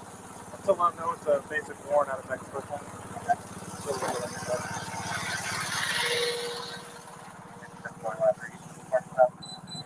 And this brings me to my next point here. Just listen to what he says, then I'll tell you. Hey, man, go step out there real quick. I'm going to show you something.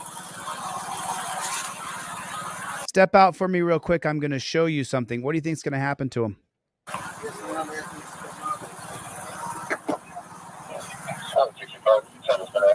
Sir, come on, step back here.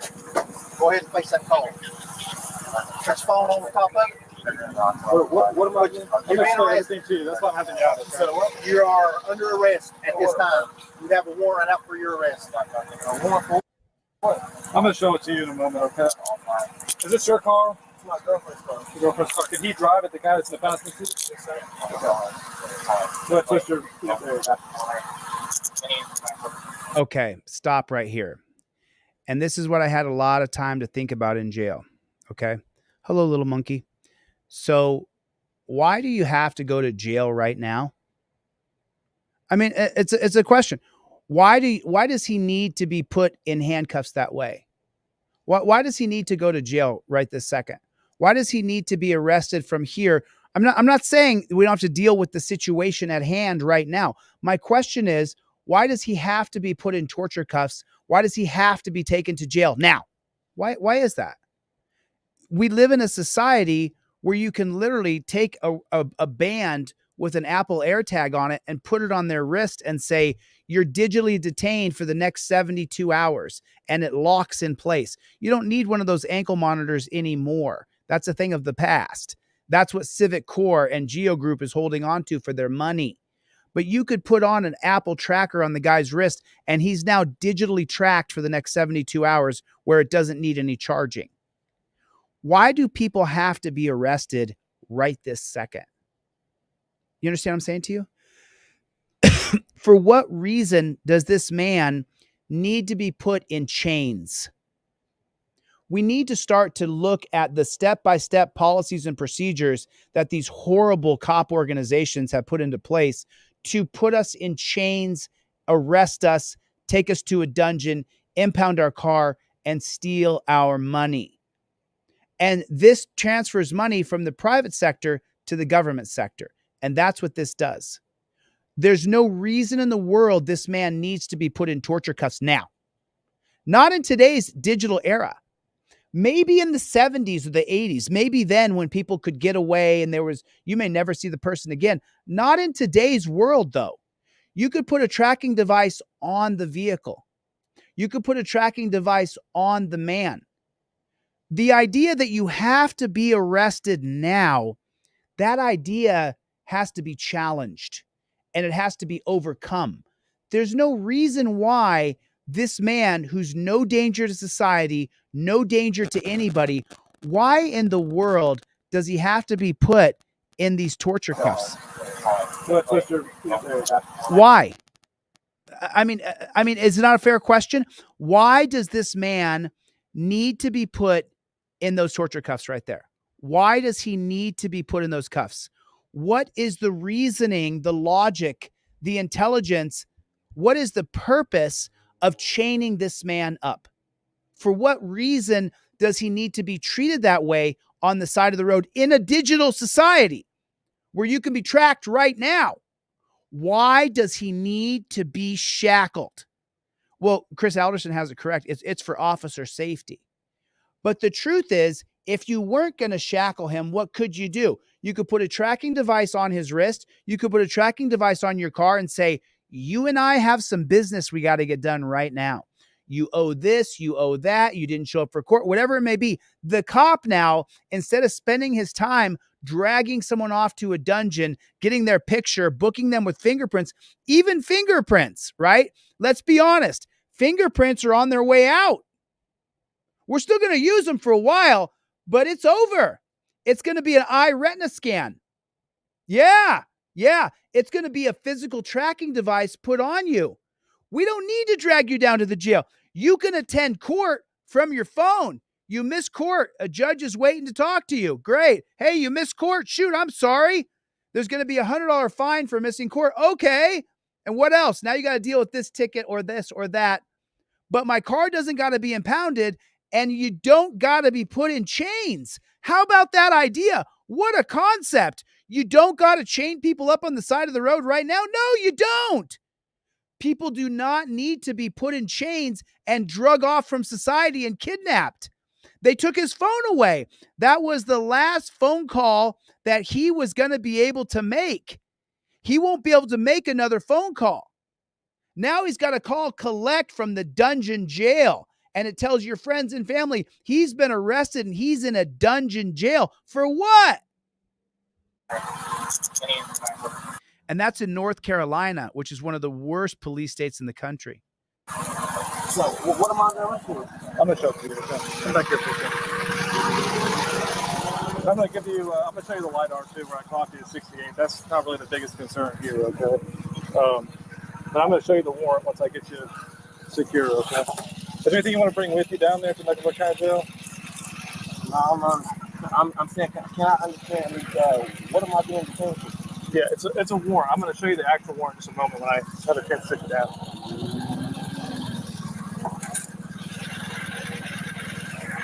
Is there anything on you need to know about Vanessa Foger's statement? No. Why does he have to be chained up right now? He's threatened nobody. He's hurt nobody. There's nobody afraid of him saying he's coming to kill me. Why does this man need to be chained? Why does he have to go into a cage?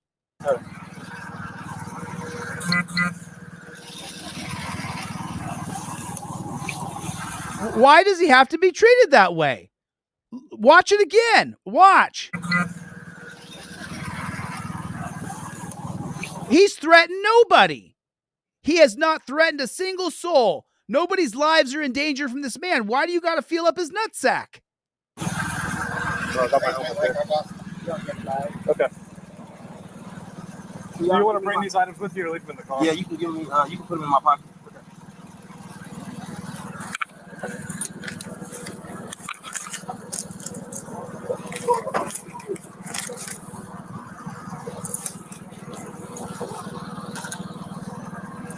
Right here in the pocket. Step feet right this little bit. Okay. Let me get this step out your way. Can I get my Can we stop with the bullshit? Can we stop with the bullshit? Can we cut with the bullshit? Hey, can you do me a favor? Turn around, put your hands behind your back as I put you in torture cuffs. Hey, can you do me a favor? Can you sit here for me just like this as I put you in a cage and strap you in? Can we stop with the bullshit niceties? There's nothing nice about you arresting this guy and taking him to a dungeon. Just you could be as polite and as nice to call you sir and sweetie. And oh, hey buddy, can you do this for me real quick? Can you just do me a favor? Put your wrist. Can you just do me a favor? Can you just sit down? You can cut the niceties, you fucking pig. You can cut them. Cut the niceties. You're treating him like shit. Cut the niceties. There's nothing sweet about what you're doing. You're not helping him out. Hey, let me help you out here. You're not helping anybody. You're doing this to another man. Morality equals thinking. Ayn Rand, Atlas Shrugged. Morality equals thinking. Well, your morality is your ability to think. This cop right here, he stopped thinking. That is not how you treat people. Not in a digital era, not in our society today. There's no reason to cut people and put them in cages like this anymore. You could put a tracking device on their wrist in 10 seconds that locks on, where they will be tracked. They can't take it off. It won't come off. But the niceties begin. Oh, sir, can you do me a favor? Thank you for not resisting, sir, as they crack down the torture cuffs on your wrist. He'll be very regretful that he was so kind in a few moments as he rides on a hard plastic shell. Treated like shit from the jump.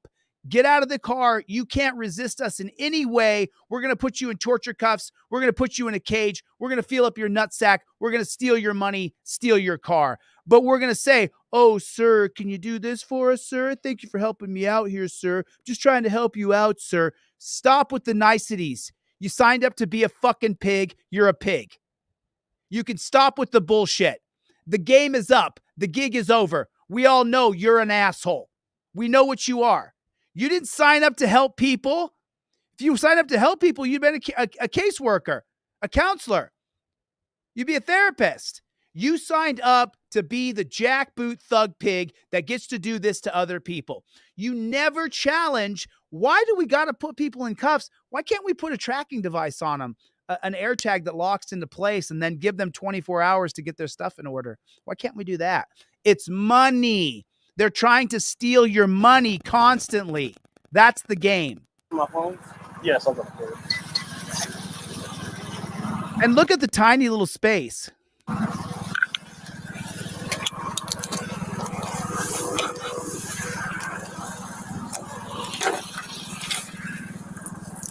going to leave that cash in there. Any other pockets I need to know about? What's that? Go ahead and see this thing. What is my? And take a look. He could barely get his knees in there. What is my money on the payoff right there, guy? What? Oh, okay. What is that? Oh, that's not mine. I don't see that. I've never seen that in my life. What are you doing with my property? I'm going to roll the window down and tell you what Terry can do.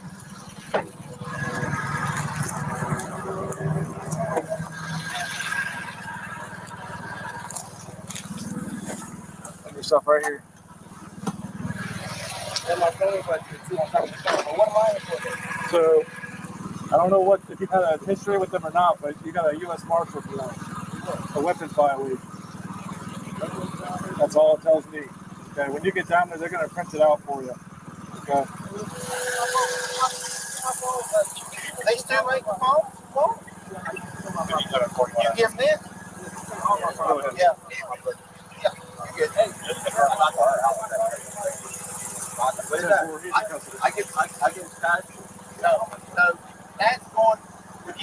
That's going to be with you. We're not giving that to anybody else. We got that off you, so it's staying with you, so you know we didn't take none, and none's going to be missing. All right, but I wouldn't. We are taking that. That's staying with you. That's the rule. And you gave me So some of it because it come off of you. Every bit of it's going with you. Does that make sense? No, it doesn't. You created these rules. You created these policies, procedures, and protocols. It doesn't make any sense to me. I need my money to pay my bills. I need my money to do what I need to do my money with. You created this. So no, I don't understand. You made this up. You signed up to do this to people. That's your life. That's who you are as a person. Knowledge plus ability equals product. What does this guy know? He doesn't know shit. This copper was trained to follow someone else's policies, procedures, and protocols. He never thunk for a moment. He never considered his other options. There's 10 million jobs in America. You chose this one for the money and the benefits because you don't have to think. You're told what to do every day. You are a dependent. You're not an independent. You don't stand for anything. You stand for nothing. You're told what to do and you don't question it. They're not supposed to be comfortable is what they'll say about the torture cuffs. He heard that from somebody else. He never considered we could make restraint devices that go on people's bodies that don't hurt them. He never considered that. He is the lowest form of human being on earth. He's a scumbag. He's a parasite. He's a leech. He's a looter. He's a robber. He's a criminal. He's a thief. He just puts a badge on and, oh, I'm a good guy, but you're not. You're the worst of society. You literally are the lowest common denominator. Your job requires zero thinking. You're told what to do. You're told what to believe. You are given your policies, procedures, and protocols. You didn't create them for yourselves because you have no discipline to do that for yourself. You'll do as you're told and not question anything. Well, if you don't question anything, then you have no morality. Morality equals thinking. If you stop thinking, you stop being a moral person. And that's what you are. And there's no question about why do I got to put people in chains immediately when I could put a tracking device on their car, a little tracking device. I could put a tracking device on their wrist and say, hey, you got a warrant. We got to deal with it. I'll be with you for the next couple hours while we deal with this warrant. Why can't we do that? Why can't we do that? I don't understand. It's really confusing. That's accountability because when it comes to stuff like that, you know what I'm saying? So the same type of say they're gonna double check it just to be sure. Okay. Sir, just give just a minute, all right? All right, I'm gonna count your money in front of you, okay? Here's big money. I'll put this in the bag for you, okay? Oh, you put this in the bag for you, okay? So maybe, just maybe, here's just a novel concept. If you didn't shackle him like a pig, if you didn't shackle him up like he was a slave, maybe you wouldn't have to do, I'm going to put this in the bag for you, okay? Well, when you pin someone's wrist behind their back, they have no choice. You have to do everything for me. You've completely incapacitated me. I can't even wipe my own nose or go to the bathroom. You've taken away all of the functionality I have as a human being and chained it behind my back. And so now I'm going to put this in the bag for you. I would rather you didn't. I would rather you just left me alone. Big money. I'll put this in the bag for you, okay? Yeah, here. Here you go. I got you. Yeah, she's counting it right now. You're gonna watch me, okay? I heard the early day get shot. Hold on. Check it out. 1, 2, 3, 4, 5, 6, 7, 8, 9, 10. 1, 2, 3, 4, 5, 6, 7, 8, 9. Excuse me. 10. I'm Yeah. not trying to question you. Let me count it first. No, can you look in between his legs real quick? Well, I think he just put some more money in between his legs. Yes, sir.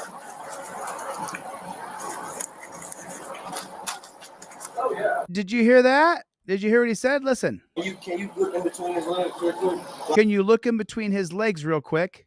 I think he just put some more money in between his legs. I think he just put some of my money in between his legs. But do they stop to investigate his complaint? Yes, sir. Oh, yeah. How much money did you have on you? I'm asking. I haven't touched it. Can you just check him between his Sir, legs? listen to me. He's moving and everything. Look, he's moving. Sir. I'm good. Sir, listen to me. Tell me how much cash you had on you. What was the amount? I just want to see. I'm not gonna lie. Can you check? I'm not going nowhere. Can you check your fellow officer for me, please? We're good. What? We're good. He blocks her out. Look at the look on his face. He looks. Can you check your fellow officer for me, please? Hell no. He just touched me. I heard the rubber band pop. He told me, oh, I had to look. And he's moving. He's moving in between his legs. So he's stealing his money right in front of him. He's calling out for someone to help him, and he's being ignored. And the other cop says, no, look at the look on the cop's eyes. His eyes are all bugged out. You can tell he's scared he's going to get caught. I'm going to stand right here, but can y'all please check y'all fellow officer? Please. What's going on? Look, he's moving his arm right now. How much cash did you have on you? Can you check your hands? I didn't. Can you check your people? Because he's Tell me what's the total amount? But they just check him. Just check the guy. Just make the cop stand up. Hey, step out of your car, officer. We want to look under your body. You would do it to me in a heartbeat, but you can't check this guy to see if he's got the money? Why can't you check him? I want to see him get checked. I want to see him get checked. I want to see. I'm a broken record right now. Man, he's tucking money. He's tucking money right in his right hand. Tell me how much money you He's had tucking on you. money. He's tucking my money. That's a problem. Can y'all check him? Hey, Listen to me. What was your total cash? He's telling her, no, don't check. What are you talking about? Just get the guy out of the car. Listen. Look at him moving. He's moving. Oh my God, y'all not gonna check him? Listen. Look at him. Listen. Tell me. I've been cooperating with you guys the whole time. I'm not gonna allow anybody to take your money. Look at him. He's moving. But look at me. Look at me. If someone takes your money, it will be a big problem. All right. No one's gonna take your money. I can see his hand. I can see exactly what he's doing. No one's gonna take your money. She's gonna count your money. Get him out of the car. No, that's not good enough. That's not good enough. Get the cop out of the car. If you thought I was sitting on money or drugs or a weapon, you'd pull me out of the car in 2 seconds flat. Drag that jackboot thug pig out of the car. Let's take a look underneath of his butt. Let's see. Well, he put the paper up and said, we're good. What do you know? We're not good. What did Reagan say? Trust but verify. That's what Ronald Reagan said. Trust but verify. Well, okay, you want trust? Fine. Let's verify you're not sitting on that man's money. I want to see him stand up. There's more money. There's more money in here. You're saying that there's more money in here? But what I'm saying is, let me ask you a question. Ask my question. Are you saying that there's more money in here? What I'm saying is, he just touched my money and went through 3 different floor compartments, and I seen him put it in between his legs. I heard my rubber band. I've been nothing but cooperative with you guys. Get him up. All I wanted you guys to do was, I'm saying, but he already moved and did a lot of different stuff. Okay, come sit over here. But y'all already let him move. Like, there's no way. Like, watch. That's crazy. I can't believe y'all just did me like that. How much cash do you have on you total so I can count it out? I don't see them searching the car between the seats. And we can verify if it's missing. That's what I'm asking you. No. I don't see them searching between the seats of the car to see if there's money between the seat and the console. Why aren't they searching this copper's car? He's saying that you stole the money. That's what he's saying. Research how much revenue, also known as generated from an arrest, approximately $15,000. Wow, I didn't know that. I did not know that, Lynn. Send me some more data on that. You know what the total amount was? No, I honestly don't. The money was for bills. My wife gave it to me. The one that she tried to give me. I tried to give her the money. He said, don't give it to her. Okay. Because I went to Wendy's. I got a Wendy's receipt, right? But do you know how much cash you had on it so I can count it out so we can verify the total? Could you imagine for a moment? I don't know how much every dime is in my pocket. Could you imagine that for a moment? Do you know approximately how much you had on it? If I say a number and I get it wrong because he touched the money, then it's going to be all wrong. But I just don't understand why I heard my rubber band being popped. I just grabbed it from the stick to give to her. That's not what you just told me either, boss. He's an Asian with a Southern accent. That's crazy. I did. That's what I did. And I handed her the I'm not going to envelope. have I gave you any problems? No, sir, you have not. That's all I want to ask, sir. I just So you're stealing his money. don't understand why y'all couldn't. Like, I'm not going. I sit on my face. I'm not going nowhere. I just want to. I'm asking you what your total was so we can count it out. You can watch me count I'm it not out. sure. I'm and just we trying can to. It's a verify. lot. It's a lot going on. I didn't even know I had a warrant. I'm just trying. I'm just trying to like. So if you. What's it called? I'm trying to like just. See, and that's the whole point I was talking about earlier. What's the warrant? That he killed somebody, or he's a danger to society, or he's a danger to himself? Why can't we put an Apple AirTag on that man and give him 24 to 72 hours? Apple AirTag right there. Give him 24 to 72 hours to get his affairs in order. Why do we have to drag him down to a dungeon in chains in a digital era? It's a very fair question, and it's going to come up a lot over the next decade. Like comply with you guys. I got but you. That just doesn't make sense to the point where like I just watched him. Me and you both watched him move his hands. I watched him tear up. I watched him look at you and tell him like look at you and tell you no, you're not about to. I just watched him do way too much when I haven't been nothing but nice and compliant to you guys. You feel what I'm saying? I'm trying to go along with you guys' protocols and everything. All I've done is ask questions so I know how like to make sure I'm safe and my family can find me and stuff. And it's like I and know. that's why I was asking you what your total was so we can sit here and count it out. But and we they can would've- verify that it's correct. It would just help me more seeing that you would have checked him. It's like it's simple. But did you not see me walk over here?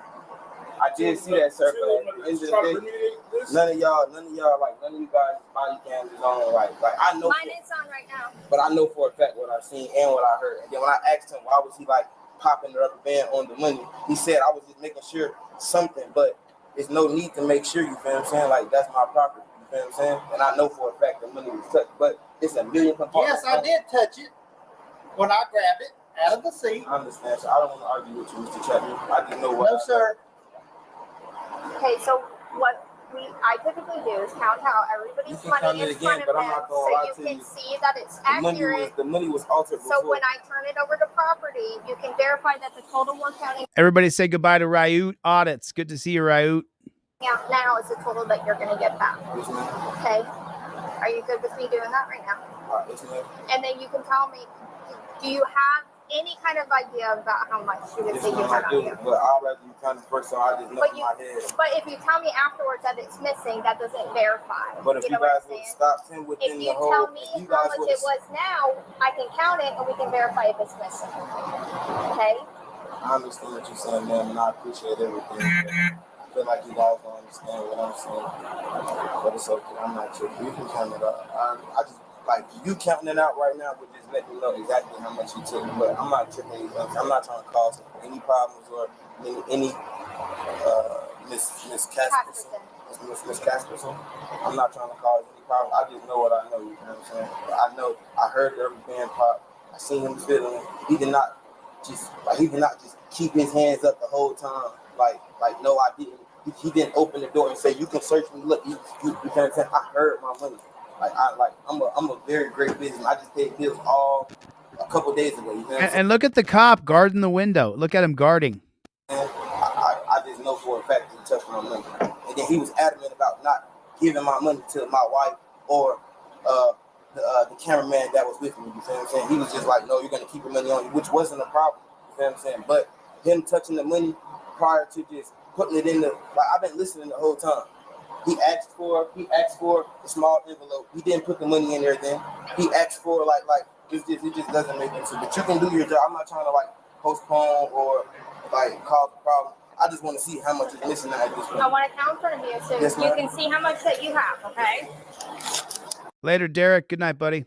2, 3, 4, 5, 6, 7, 8, 9, 10.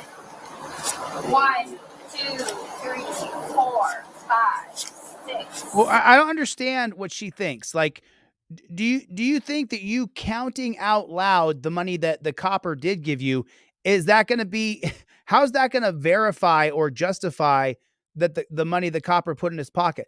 The guy who's being chained up and shackled like Kuta Kente, he hasn't given you an amount to verify. So you can 1, 2, 3, 4. It doesn't matter how much you count out. The guy being chained up, didn't I verify how much money was there? And we don't know how much the copper took. But she's like, hey, look how above the board I am counting. But it doesn't really matter because there's no verification process here. And the cop's guarding his car. 7, 8, 6, 10, 1, 7, 4. Hold on. 20, 40. Hold on. I'm counting it all. This makes it all legitimate. 80, 190. This is right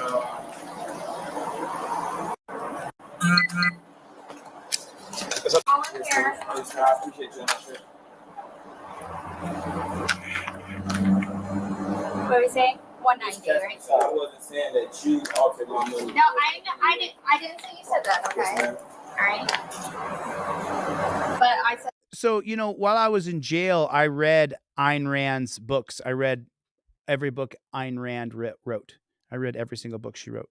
And man, I'll tell you what, I have a lot of respect for Ayn Rand, reading Atlas Shrugged, Fountainhead, Virtues and Selfishness, Unpublished Tales, like the things I read about Ayn Rand. Listen, in my opinion, you know, Ayn Rand is, you know, Ali Baba, like bow down. She's so intelligent. And the way she explains philosophy with the idea of the rule of law is so brilliant, the way she explains it. But I don't think that you should put women in positions to be in physical charge of men. I don't think it's appropriate. So when I see a woman copper, I think to myself, you're out of position unless you're pushing papers, because you shouldn't put women in a position to have to take on and fight men. Michael Eline is here, everybody. Guy filled in for me a few times. Great guy.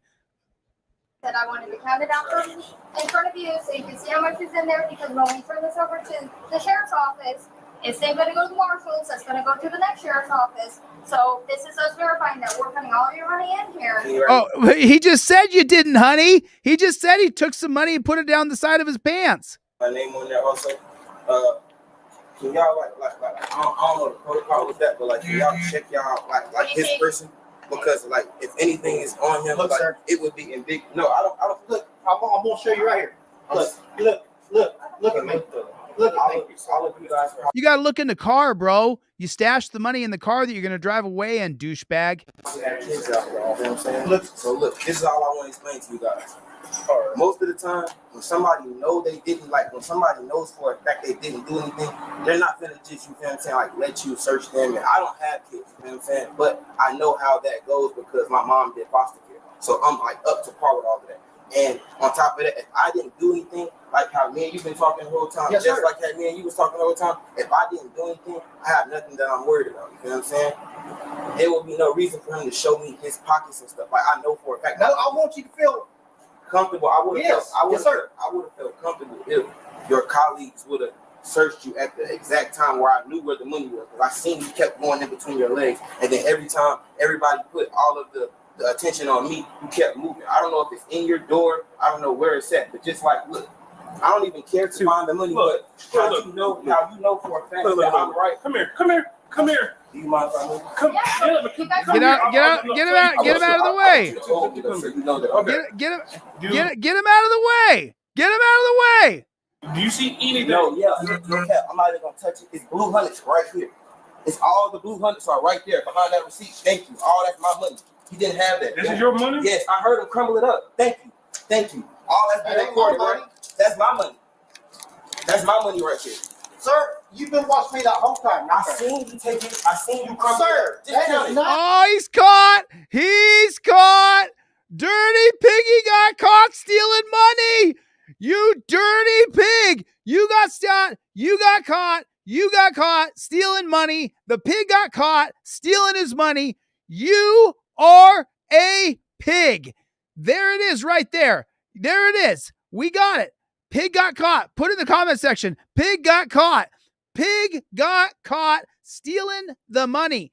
And that one cop went over there so sure. He was like, oh yeah, we got him. Busted, said what the puck. Busted. You dirty jackboot thug pig. Listen, we don't trust you. There it is in a nutshell. We don't trust you. You guys have created your own secret organization where you set policies, procedures, and protocols that the general public doesn't agree with. We don't agree with your policies, procedures, and protocols. We don't agree with them. We don't want to be treated that way.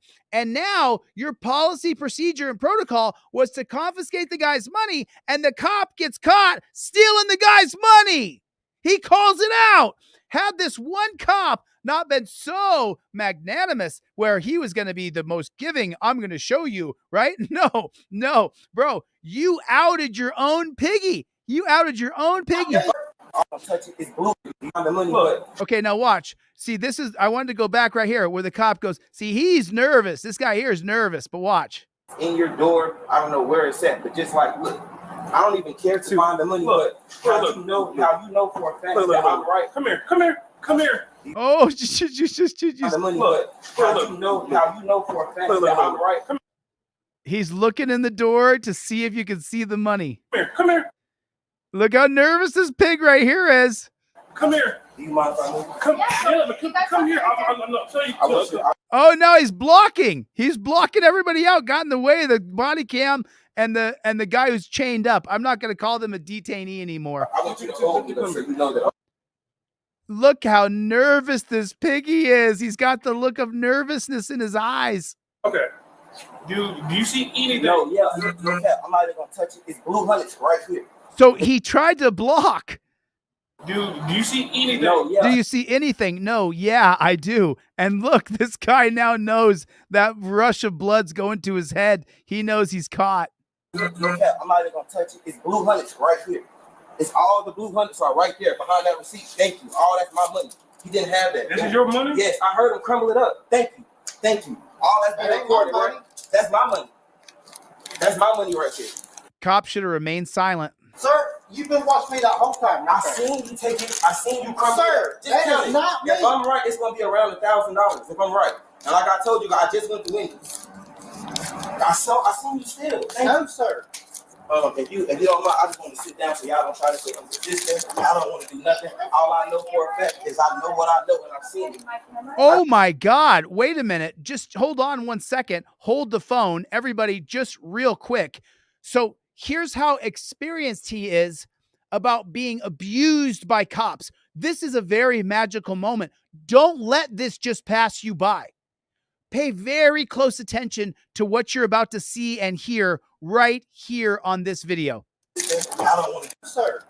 If you don't mind, I just want to sit down so y'all don't try to say I'm resistant. I don't want to do nothing. All I know for a fact is I know what I know and I've seen it.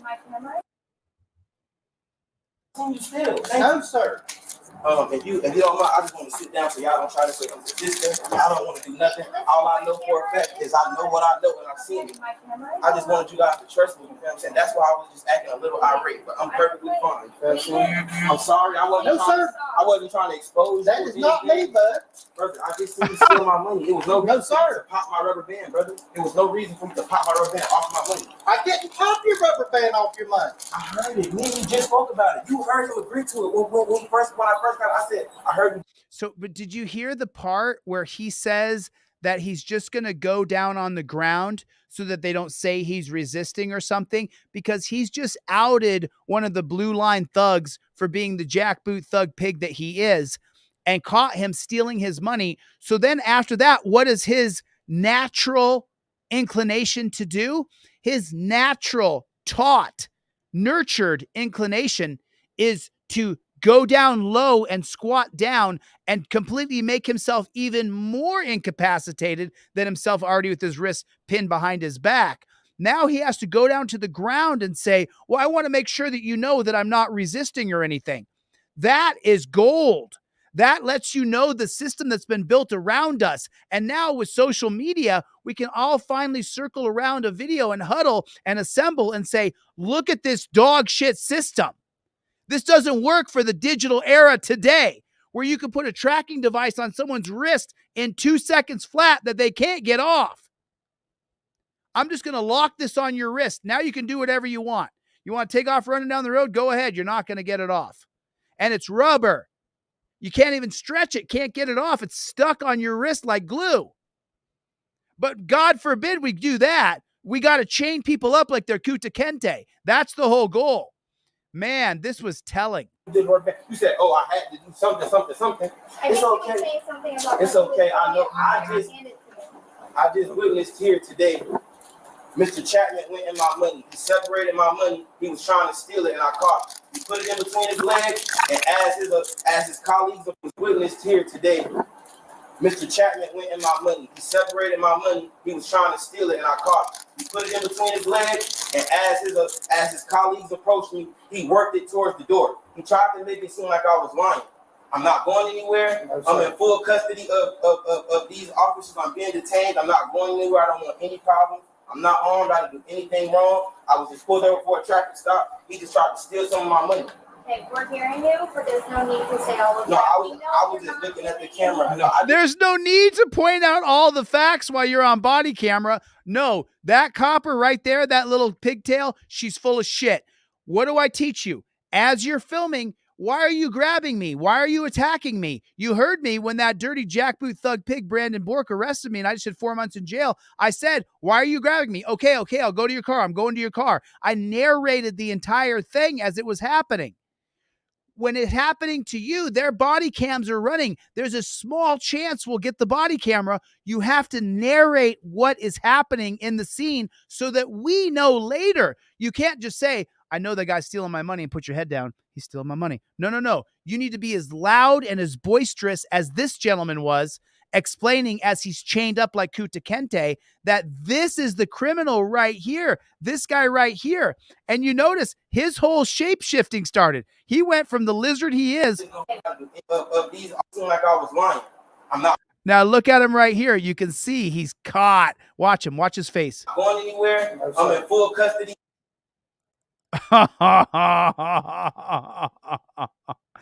Put it in the comment section, JBTP, Lion, Jack, Boot, Thug, Pig, BZ Watchdog. Thanks for coming by, man. Let's do a stream on your channel. I'm going to show your video next, BZ. I got your video up next in the queue if you want to stick around. If you got to go to bed, I get it, though.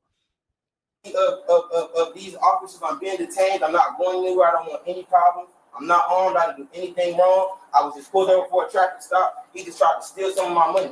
Okay, we're hearing you, but there's no need to say all of No, that. Yes, there is a need, honey bunny. I was just looking at the camera. I just know how it goes. You feel what I'm saying? I don't want to cause. My camera's on the entire time.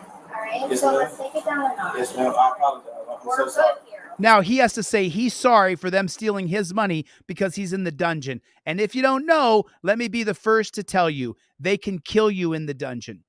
They can kill you if you don't comply. And there's more to what I'm saying now. I'm going to put a lid on it until I get the proper research done, and then I'll announce something pretty big. So what are we going to do about this problem? Because he just tried to steal some of my money. No, sir, I'm I not did trying not. to put any allegations on him. I'm not trying to say anything. I'm not. No, you are alleging. You are putting allegations on him. You're claiming he stole your money. Stand by what you're saying. Words like to try to hurt anybody. I just know what I know. And then I don't even like the fact, but I know you guys have like special protocol. I don't even like the fact that he just tried to steal and nobody like stood up for him. You feel what I'm saying? Like nobody was like, okay. Nobody saw anything But I that you were seen saying, everything. but nobody saw anything that you said. I appreciate it, Mr. Morris. You his sergeant. Yes, he is my sergeant. Sir, I have Let's check out what Scrubzilla put here. Once known as James Island, Kuta Kente Island. Kuta Kente was a slave who ran away. His foot was chopped off. Kuta Kente Island was a holding ground for captured slaves before they were shipped to America. The island is named for its most famous slave, who was later immortalized, Kuta Kente, who would be the star of a miniseries called Roots that I have seen several times, that I watched several times before I was 10 years old. So I'm very familiar with Kuta Kente. But wow, that pretty much sums it up right there. So you know what I'm saying. Everybody was like, okay. Nobody saw anything But that I you were seen saying, everything. but nobody saw anything that you said. I appreciate it, Mr. Morris. You his sergeant. Yes, he is my sergeant. Sir, I have 20/20 and I can read. I remember when you called him out. I could tell you everything he said to you. Perfect timing. This was perfect. Perfect that you called me out this time because you didn't know the protocol to how a federal warrant was supposed to be taken care of. Correct? Incorrect? That's correct. That's I the know, reason why I I called him understand. out to ask. But you just separate. Well, so what was the purpose of you separating my money while you gave her money, while you just watched her count my money out in full? Because you just wasted the you wasted the evidence pool. Because now she has to rewrite a totally different number. So if I would have agreed to the number that I didn't know when she asked me, then I would have been like ridiculed or seen as a liar or something. Right. Good night, Dan Hanlon. Thanks for coming, buddy. Yeah, look how incensed he is that the guy was stealing his money. That's why I didn't answer your question, man, because I said that I had just went to Wendy's. I believe that's my receipt. I only ordered a 10-piece nugget, and I ordered like a fry and something to drink, so I didn't know the actual amount of the money. All I know is when my girlfriend got off work at 5 o'clock, I was supposed to give her that money for the rest of the bills, and she was going to get her car back. I was in a car this week. That's why I wasn't in my own car, man. That was my girlfriend's car, Diamond Alexander. That's why when you initially pulled me over, and y'all probably have my phones, you can see the call record. I called her at like 4 or something to let her know, babe, I'm being pulled over in your car. In my eyes, I thought it was going to be for the T-tag, temporary tag thing, the sticker. But like, it was initially just for your speed, I promise you that. No, I apologize, sir. I apologize. I'm just trying to do what I got to do. But It's so funny. This man who should not be subjected to chains and cages and drugged down, he didn't hurt anybody else in society. We have to change it. Jail is only for people that hurt other people. Only for people who won't stop doing physical damage. Only for people who have scared the daylights out of another person and they are literally afraid that you're going to kill them. Then you have to be segregated away from society, even not incarcerated. Segregation over incarceration. A regular town that is all cameras. Imagine a 1 mile square town. It's got a convenience store. It's got a grocery store. It's got a car wash. It has everything you would have normally, but you're segregated in this society where there's apartment buildings and everything else, houses, everything. But you're not incarcerated. You're segregated because there's no need to incarcerate you. We don't need to look up your butt. We don't need to strip search you. We don't need to chain you. You've done something that demands you be segregated out of society, not incarcerated in a dungeon. There's a big difference. There's a very big difference.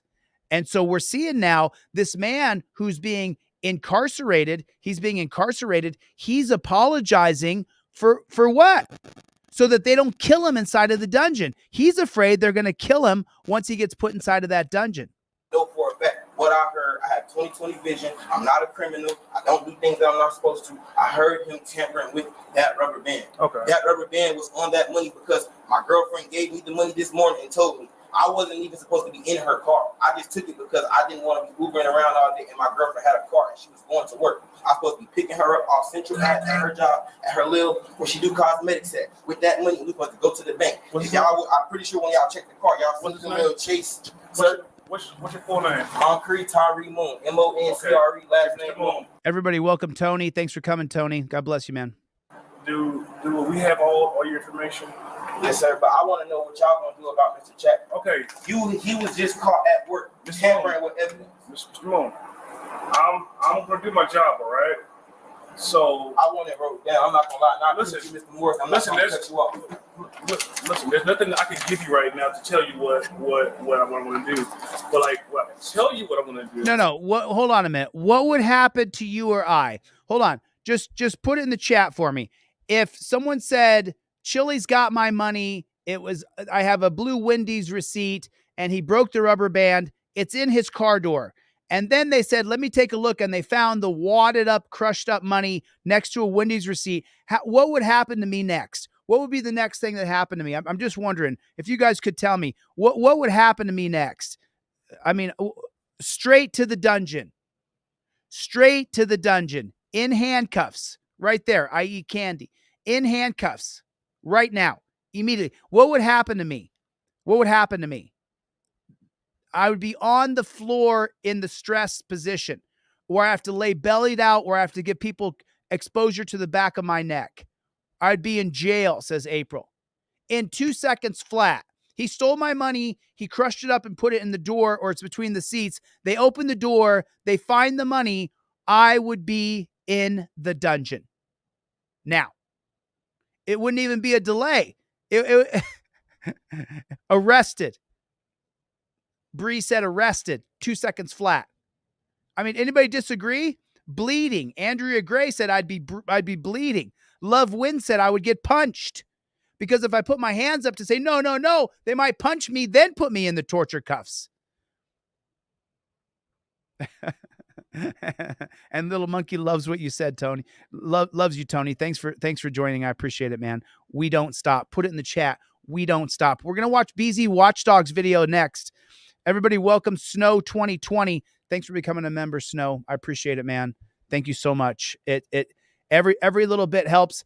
I'm going to be down a little bit for a little while, but when we sue that judge and we go around her judicial immunity, ooh, it's going to be sweet. It is going to be so sweet.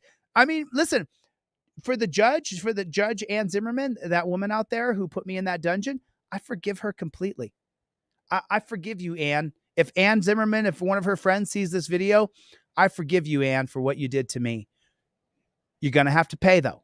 You're going to have to pay. There's going to be a financial settlement here because me and Team DLZ are going to Vegas and we're having a partay. I'm going to spend $100,000 from the 7 figures that we get, and I'm going to have a huge partay. Huge partay. Gigantic. It's going to be absolutely enormous how big the partay is going to be. And let me tell you something. We're at $3,800 now. We got to get to at least $50,000. We have to get to at least $50,000. Here's the link for the GoFundMe. I just stuck it in there. We got to get to $50,000. There's a lawyer I want to hire. I know who I want to hire already. One of the top civil rights attorneys in the country. I want to hire this lawyer. It's going to cost about $50,000. There's the link for the GoFundMe. We have a party in Vegas. I mean, I'm even willing to give people's donations back to them when we get that settlement. I don't know if I can legally say that. I don't know what the legal, maybe Michael Eline is here. What are the parameters, Michael Eline? Can I ask for people for donations if I then promise to give them back? Or because I don't mind giving back every single dime, not every single dime. Because if we win $1 million and it costs $100,000 to get there and people donated for me to get there, I don't mind giving them their money back. I just don't know what the legal parameters are if I'm allowed to say that, because I gladly will give back. I would gladly. Oh, I can't wait. I can't wait. Someone else just joined too. I just saw another member come in. WM, everybody welcome WM. Thank you for joining. I appreciate it. Every little bit helps. We're going to sue the pants off these people. We are going to sue the pants off these people. Snow 2020 as well. Listen, I'm going to do my job, all right? So I want it wrote down. I'm not going to lie. Now, listen, Mr. Morris, I'm not going to cut you off. Listen, there's nothing I can give you right now to tell you what I'm going to do. But like, what I can tell you what I'm going to do. There it is. I can donate back. So there, I can make that announcement. I think I want to make really sure. I don't want to get in trouble. If you donate to me and we win the money, then I'll donate it back to you. I think that that's legal. I think that that's perfectly legal. And I don't mind doing that one single bit. And maybe even get you a hotel room in Vegas, because we're going to have a gigantic Team DLZ, MPE, BZ Watchdog, Brick, and Texas Gal. We're going to have a huge party. If you alleged that he did something, honestly, did you recount the extra money? No, like it's not. Oh, it's 900. I have it right here. It's not. Think you 1, 2, 3, 4, 5, 6, 7, 8, 9. That was what I could put in as a separate. So like everybody welcome Woody. So now we're seeing that the copper stole $900. So you alleged that Officer Chapman did something. So you guys don't listen. I'm telling you exactly what I'm going to do. So he's concerned that they stole his money. He wants to know and understand the process, but this pig is so used to being a dickhead pig that he can't stop himself from being a dickhead pig and have a little empathy, a little bit of sympathy, a little bit of understanding for the man whose money was just stolen in front of him. He can't stop himself from being the dick that he is. He can't stop himself. He can't give it up. 4, 5, 6, 7, 8. Now watch how quickly. So he counts to 9. Now he's going to ask one question. The dickhead cop's going to snap. That was what I could put in as a separate. So like if you allege that Officer Chapman did something. So you guys don't listen. Listen. So he says alleged, and he says alleged, so you guys don't. And then he has to, he's not allowed to say anything else. They caught him. They caught that copper stealing. They caught that copper stealing. All you got to do is do it right. All you got to do is do it right. That's all you have to do. Do things the right way. Don't lie, don't cheat, don't steal. That's it. That's the whole barrier to being a part of society. Don't lie, don't cheat, don't steal. That's it. Of course, don't hurt or kill. But the basic three, don't lie, cheat, or steal, and you're going to be fine.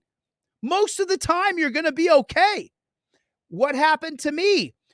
The prosecutor lied, said I didn't back up. The cop lied, said I didn't back up. The dishonorable and biased judge said, oh, there's some 21-foot rule, knowing that there's no NRS code. There's a 21-foot rule. They all lied. They all cheated. They stole my freedom. This cop here, he's lying, cheating, and stealing. What do you think you're going to get? You only got to do 3. No lying, cheating, or stealing. Mike, over at the great radio station, 25 months. We're going to get her, brother. We are going to get her. I promise you. We're going to get her through the legal system. We are going to get her through the legal system. I swear to you. I'm telling you exactly what I'm going to do. Do not parse every word I'm telling you. I'm telling you exactly what I'm going to do, all right? Is that I have to get on the phone. I have to call my supervisors to to run up the chain, all right? But you're still going to jail. Oh yeah, I understand. Okay. I wasn't trying But like that's why I'm asking you if you gave them all of your information on how to get in contact with you. Did you do that? That's his question? Are you kidding me?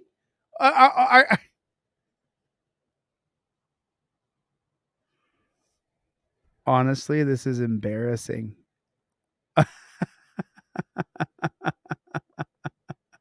Audio silence, Team DLZ. Thanks, Chille, for the late stream. I work early. Have a good night. Thank you, buddy. It is nice to sleep in my own bed. I'll tell you that. It is nice. So this copper's whole position is To jail. Oh, yeah, I understand. Okay. But like that's why I'm asking you if you gave them all of your information on how to get in contact with you. Did you do that? Name, my first name and last name. Do we have address and a phone number? You still have a gold pan? Yes, sir. Proceed to get your phone number. Get everything else.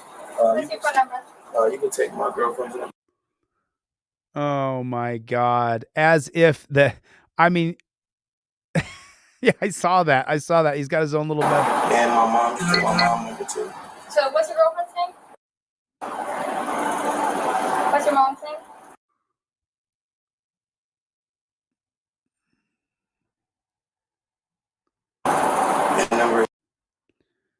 To be or not to be, I still see you. You're not blocked. Okay, you'll be hearing from us soon, all right? Yeah, Michael, can you look into this for me? Because here's what I want to do. Look, and you guys, we're gonna get a settlement. I don't know how much it's gonna be, but Michael, I want to know because I don't know what the rules are to GoFundMe. Can I put on there that if we win the court case, I'll just give their donations back plus a little bit for the Vegas party? Because I don't mind one bit. We need to sue the judge. We need to sue the prosecutor. We need to sue the coppers properly. I got a guy that I want to hire, Michael, and I just want to know if it's legal for me to promise money back that we don't know if we're going to get or not. I think we will.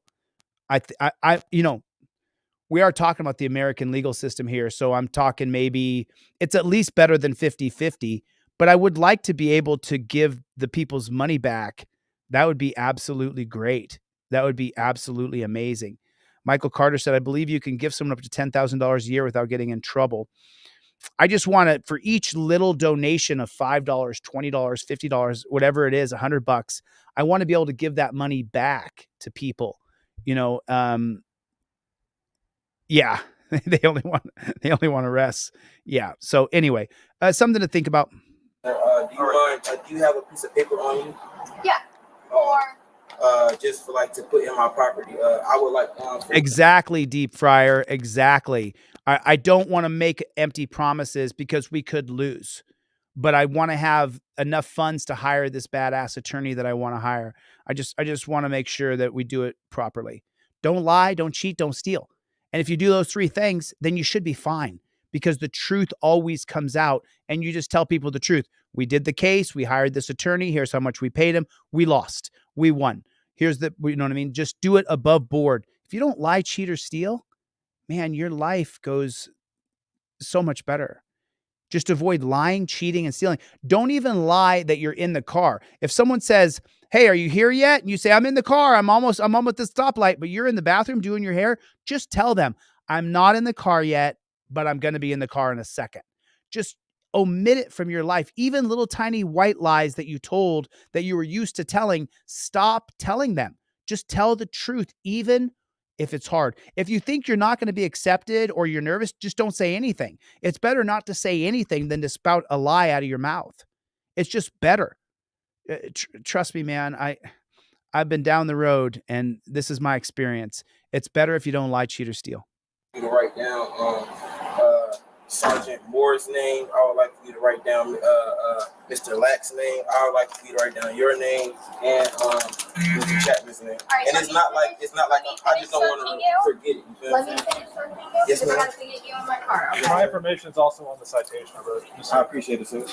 I appreciate you guys for like analyzing the situation, because like, if it wasn't said like this or seen like this or foreseen like this, nobody would have believed me. You feel what I'm saying? I just wanted you guys to believe me. And I'm sorry if I seemed irate or there's another $1 in your pocket. Or I'm sorry if I seemed like I was doing too much. I just wanted you guys to believe me without me having to do anything like to show you guys, you know what I'm saying, like try to grab him or try to like reach in his car and grab the money while I heard it. You feel what I'm saying?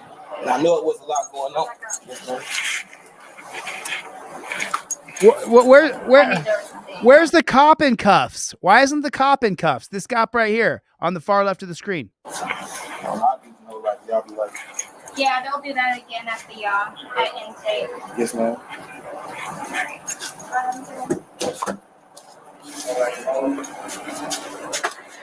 Captain, his ID is on the dashboard up there. Okay. Do you mind putting it in my evidence file? Can I get like y'all names wrote down? Yeah. Thank you. All right. Okay.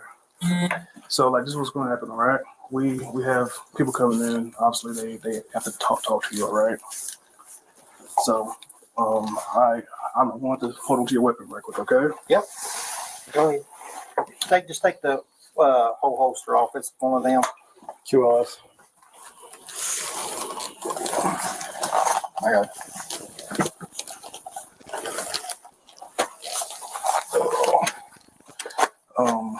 Sergeant Burke and which, let me just say this, okay?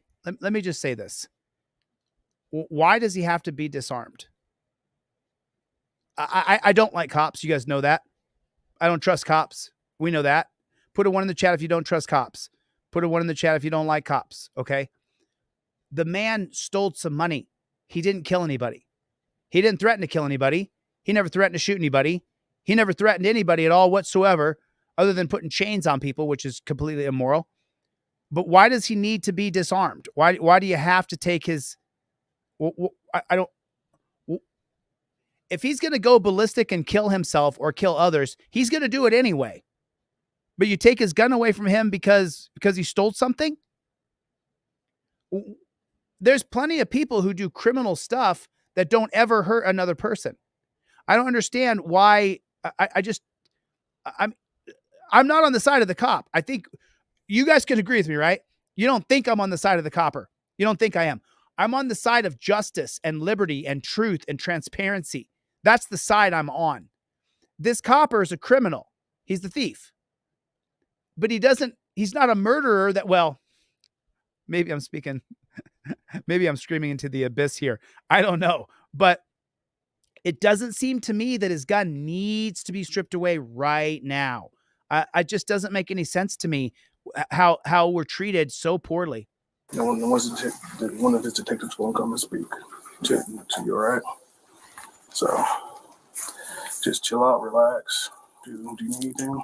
No, I just want to apologize to everyone. I say, man, One of these things, dude. And I'm sorry. Hi, here, brother. Anything to drink or anything, man? No. What? What? I'm so.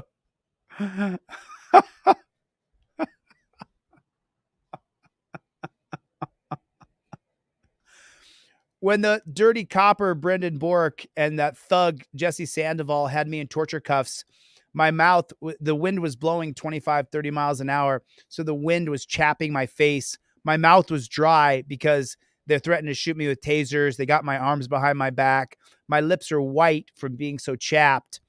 And instead of offering me a drink of water and treating me with any kind of respect or dignity, they continue to patronize me and ask me if I was on drugs or what chemicals I had taken. Meanwhile, this pig here is caught on camera stealing money without being in cuffs or nothing. He apologizes for being a criminal, and then the cop... I'm sorry. Hi, here, brother. Anything to drink or anything, man? No. All right. Just want to say I'm sorry. I gotcha, brother. Well, we're going to walk out of here and close the door, okay, until they get here, okay, buddy? All right. Let me know if you need anything, all right? I'm good, sorry. I appreciate it. He's going to cry? Hold on. Hold on a second. Let me know if you need anything, all right?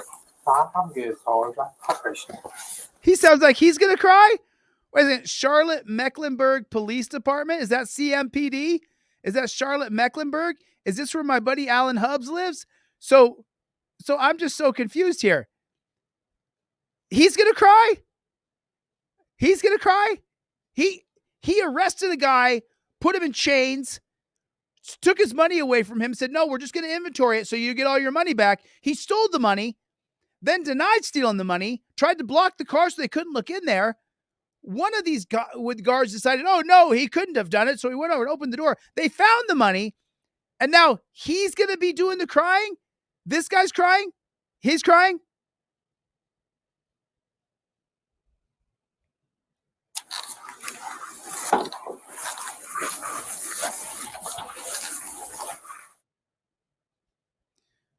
Just like that, huh? Just like that. Put in the comment section, JBTP, Jack Boot Thug Pig, Jack Boot Thug Pig. Put it in the comment section, JBTP. Venmo is at Chille-DeCastro, and put on their Justice Fund. If you go to Venmo, that's it right there. I put it in the chat for you. Thank you. I appreciate it. I'm taking all the money from Venmo, Cash App, PayPal, putting it into the Justice Fund. And I'll show you guys when I take money out of there to give to that attorney. I'll show you guys all my receipts because we don't stop. We can't stop. Listen, I make money by selling trifolds. That's how I make money. This is how I make a living. Donations go to lawyers. And you guys donated over 60 grand while I was in the dungeon. The lawyer bills are over 77,000. So that's where we are right now. And I'm not going to stop. For the dirty Judge Ann Zimmerman, the dirty judge she is, she's going to have to pay. And I think we're going to get around her judicial immunity because of all the individual little things that she did. We'll do a whole video on that. Right now, thank you, Amazing 3DG. I appreciate it, man. I want to get into You're Done. I want to get into BZ Watchdog's video here real quick, and I want to see. He was showing it earlier. Michael Eline was showing it earlier, and I wanted to watch it, but I was...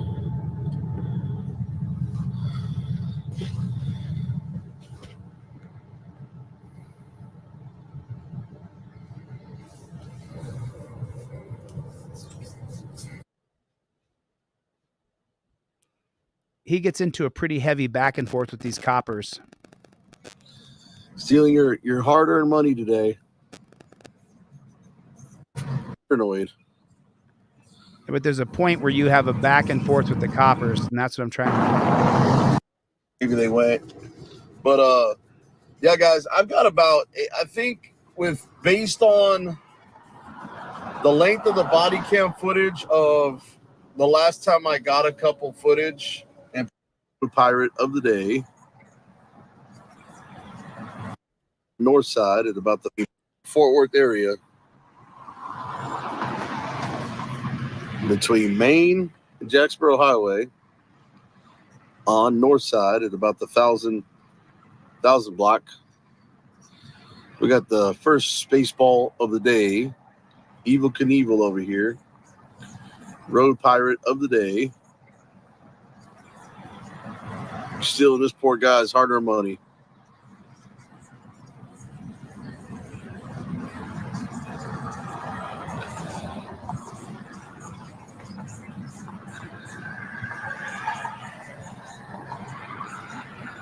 That's right, TGA in the house. Texas Cal audience.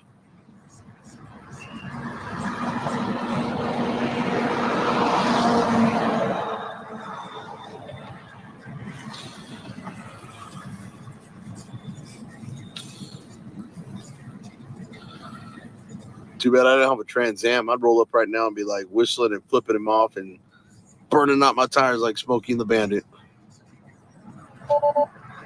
So BZ Watchdog just sent me another video, and he said it was right here. He invokes his Fifth Amendment right at the 2-minute mark.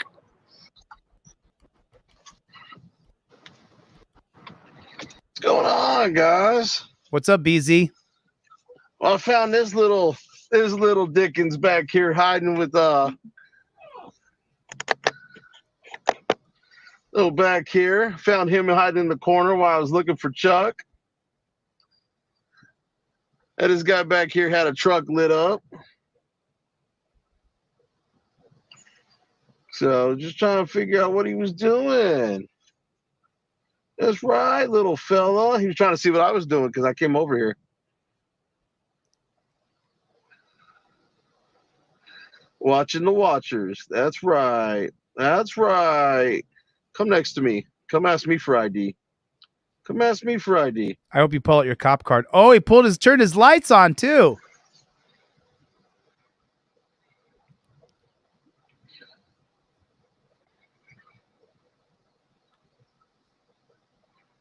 Trying to light me up, huh?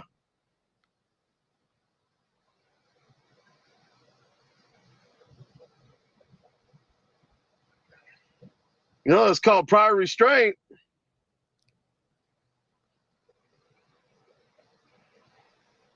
Hello.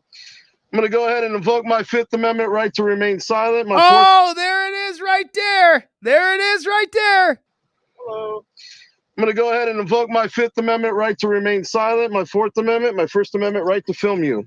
Okay, well, there is a criminal trespass affidavit on file for this property, meaning there is no one allowed on this property. Okay, I didn't see a sign, but that's fine. I appreciate you giving me the warning. Okay. I just came to see it because I saw your lights on in the corner, so I figured I'd come over here and see what you were doing. Okay. Yep. You just need to leave the premises. No, that's fine, and I appreciate the reasonable amount of time to leave. I know the law, but I just didn't see the trespass warning sign when I came in. So, okay. Are you blinding my camera? On your camera. I mean, I know you want to see my hands. That's fine. I don't mind. You know, officer safety, right? Willing to show your ID or no? Come on, man. You going to hit me with that? Just asking. You're asking and not demanding, and I'm going to politely reject that. Okay. So, ask you to leave the I will be politely going ahead and complying with that. Okay. So, can I get your name and badge number before I leave, sir? James 819. All right. Well, thank you, sir. You have yourself a wonderful evening, all right, take care. And I'll see you out here. Take care.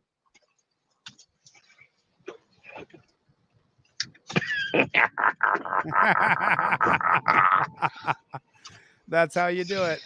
That's how you do it. I'd like to see this little trespass sign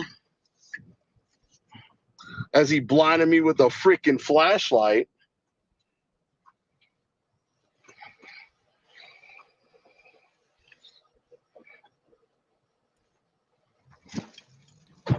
So I got to show you this. And that's how you do it, ladies and gentlemen. I'm going to get with BZ over the next 24 to 48 hours, and I'm going to show a bunch of his videos, a bunch of his audits. So BZ, if you're up and you're listening to this, let's you just sent me another one, 6 minute, 10-minute mark. Let's do a whole BZ watchdog. Let's do a whole BZ watchdog live stream, and we'll set it up so I know where to go on each and every one of your videos. Thank you, amazing 3DG. Yeah, that's correct. That is correct. BZ is boss. Brick Jones.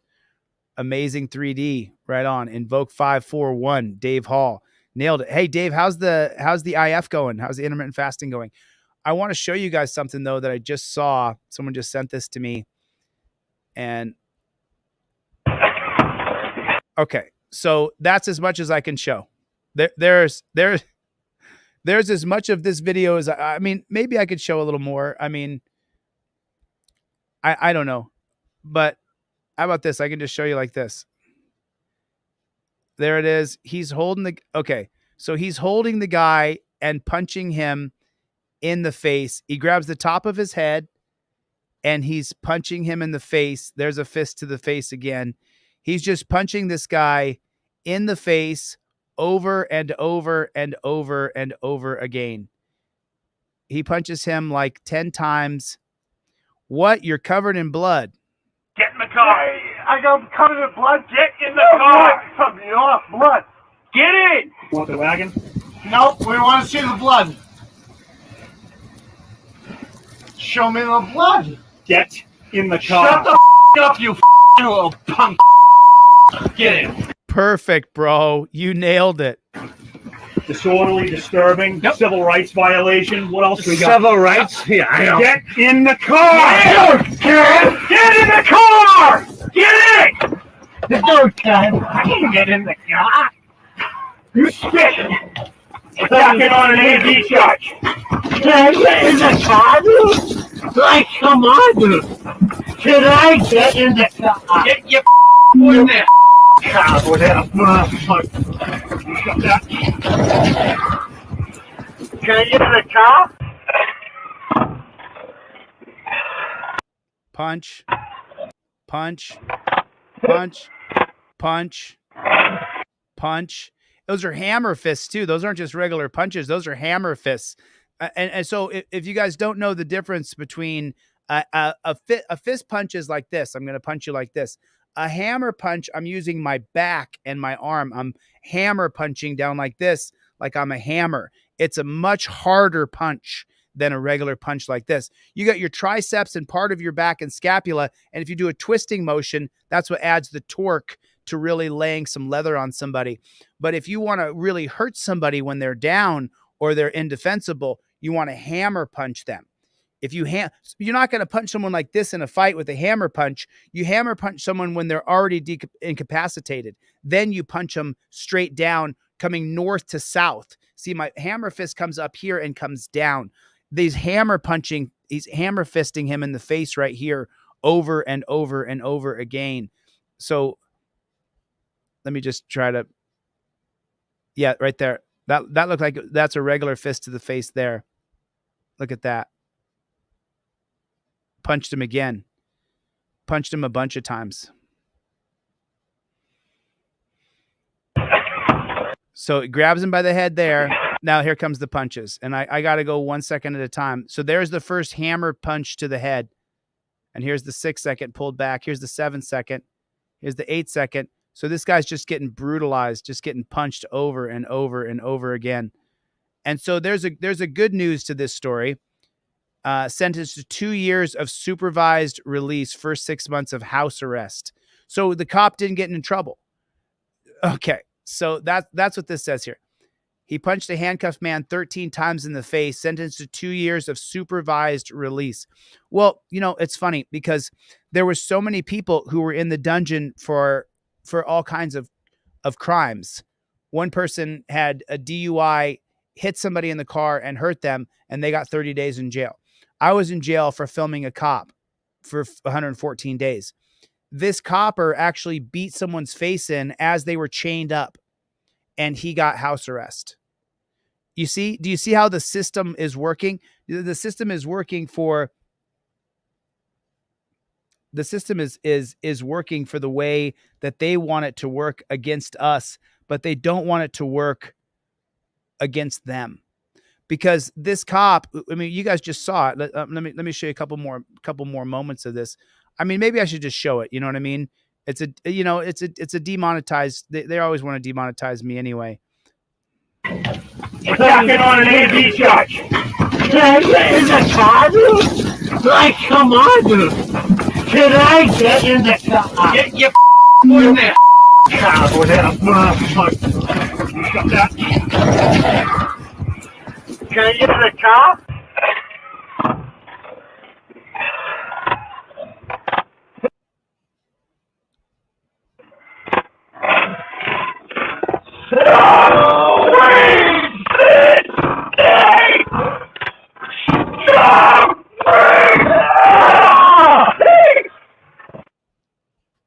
Huh.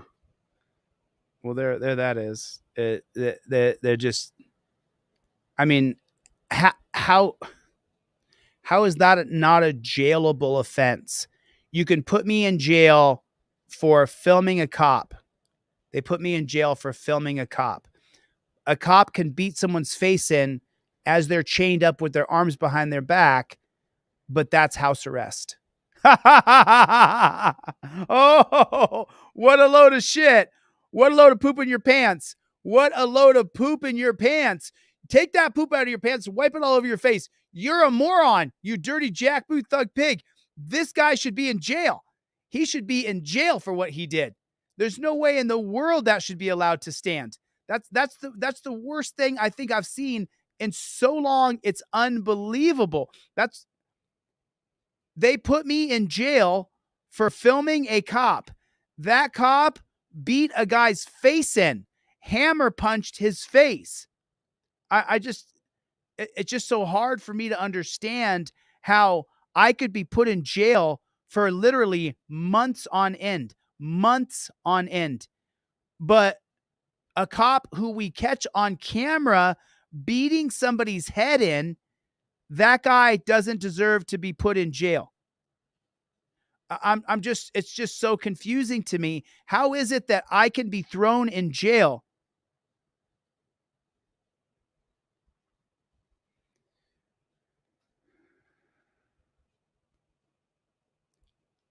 I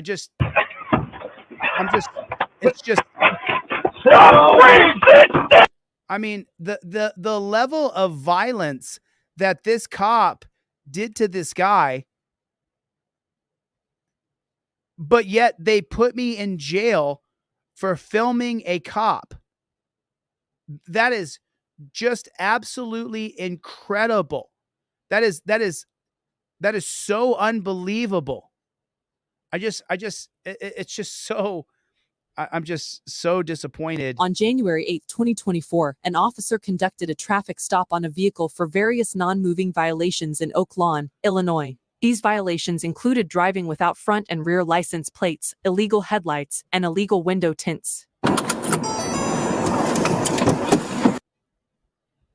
Illinois. These violations included driving without front and rear license plates, no front or back plate, illegal headlights, and illegal window tints. Illegal window tinting.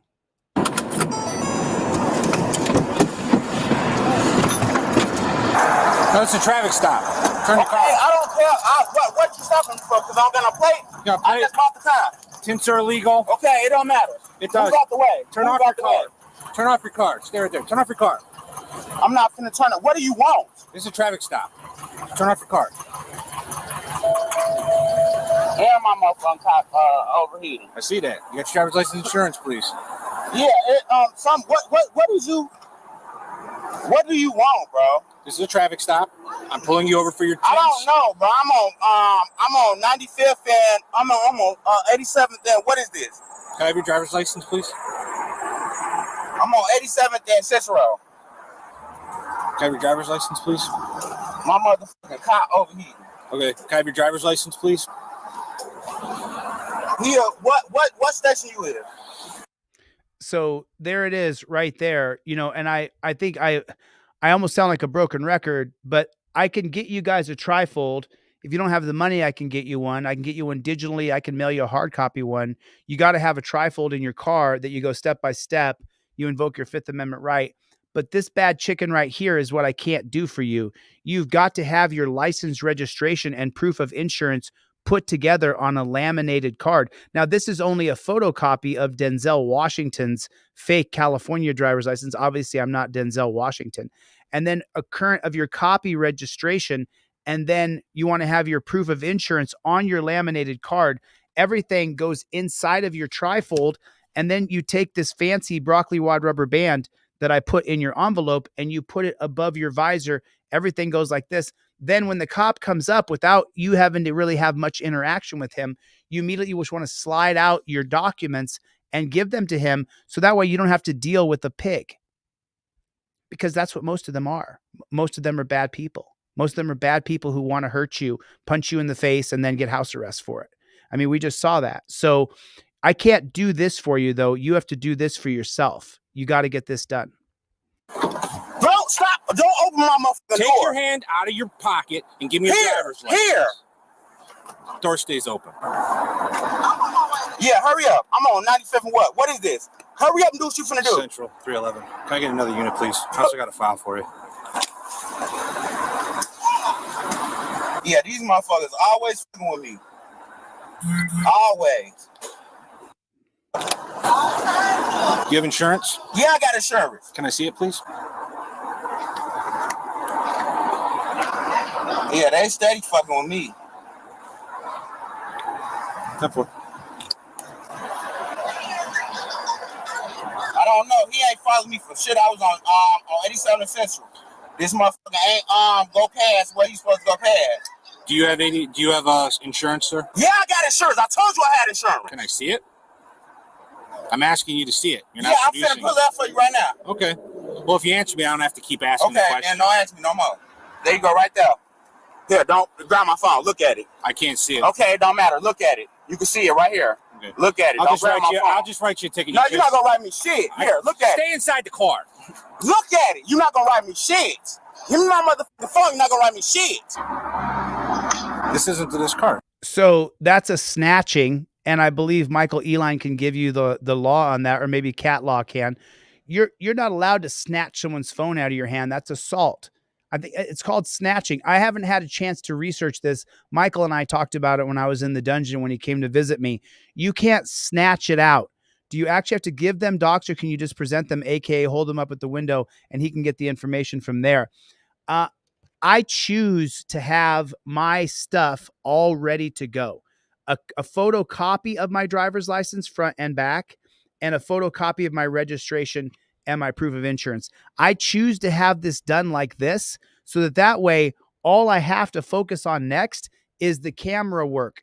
He doesn't even, and you guys have seen, I've been pulled over 3 times on camera where I only presented the photocopy of my ID, the photocopy of the back of my ID, and the cop never asked to see my real ID. Because a photocopy of your driver's license with the front and back, he can run the information. It matches your registration and proof of insurance, and then he has all the information he needs. Now what I want to focus on is invoking my Fifth Amendment right to remain silent. That's what I want to do. And the reason why I make a photocopy of my driver's license is because it frustrates me. It makes me upset when they take my license and they put it in their pocket like they own my property. It really pisses me off. So that's why originally, before I did a trifold, this is how I did my license. I made a photocopy of it. And then you want to focus on just your stop. Focus on just your stop. I invoke my Fifth Amendment right to remain silent. If he says, where are you coming from? I just point. Where you been? I just point. If you have a gun, I just point. If he asks me if I'm willing to take a drunk test, I just point. That's all I do. I don't answer any of their questions. And I start off with, I invoke my Fifth Amendment right. Now, if they say to me, hey, you got to get out of the car. If they say, hey, don't film me, I don't want to be filmed, then I can say, it's right here, my right to film cops, Turner versus Driver, that I have the right to film police. Cop wants to ID my passenger. There's a whole section on that. Cop says he smells something. Cop tells me to get out. You know, everything that you need to do. Cop says he wants to search my car. I might give him consent and then revoke consent using the 2018 case of United States versus Williams. If he says he wants to search my car. I'll tell him yes. And then he says, okay, I'm going to search it. Then you say, I revoke consent. But you see, you have to have the step-by-step tutorial on your visor. And then if you have this on your visor and you use your camera like this, then we'll help you. We'll crowdfund your lawyer. We will make sure that justice is served as long as you got everything on camera. So many guys in jail said, hey, Chille, we saw that you hire lawyers for people all over the country. I don't. You guys do. I crowdfund the lawyer fee, but that's only because it was caught on camera and their rights were violated. If your rights are violated, you use the trifold and it's caught on camera, we will crowdfund your legal fees. You've got to have a way to be able to fight back against the system. This is how you do it. You invoke your Fifth Amendment right to remain silent. Then no matter what that jackboot thug pig says to you, if he tells you you don't have a right to film cops, or he wants you to get out of the car, if he tells you that you can't park on the highway, you can't park here. Yes, I can. If he tells you he wants to search your car, if he tells you that you're threatening him, specific words that instigate violence are threats. Me telling you that I think you're a jackboot thug pig and that you're a little bitch, those are not fighting words. Fighting words are very specific. They're outlined in Chaplinsky versus New Hampshire from 1942, and they're not saying that I think you're a jackboot thug pig. Those are not fighting words. That's my truth. That's how I feel, and I'm telling you my truth. But they're not fighting words. So you have to have it, but you want to make sure, though, that you start, and when you watch this video back, he starts off with a very bad position. We're at 234 here, but if you go to the very beginning of this. On January 8th, late. Tints are illegal. Okay, it don't matter. It does. Because I'm gonna play. I just bought the time. Tints are illegal. Okay, it don't matter. Right there. That's all the wrong way. You don't want to have a talk with those cops. You don't want to deal with them at all. And so I pulled this up for you guys so I could show it to you. And I'm going to come right back to this video. We're at 2 minutes and 34 seconds. But I want you guys to read I believe it's 2014, the 2014 case of North Carolina versus Heenan. And this is a really important thing for you to understand here. Let me find the actual name of it. There it is. Heenan, I don't know how to say it. Heenan versus North Carolina. But you have to know the nuts and bolts of this case.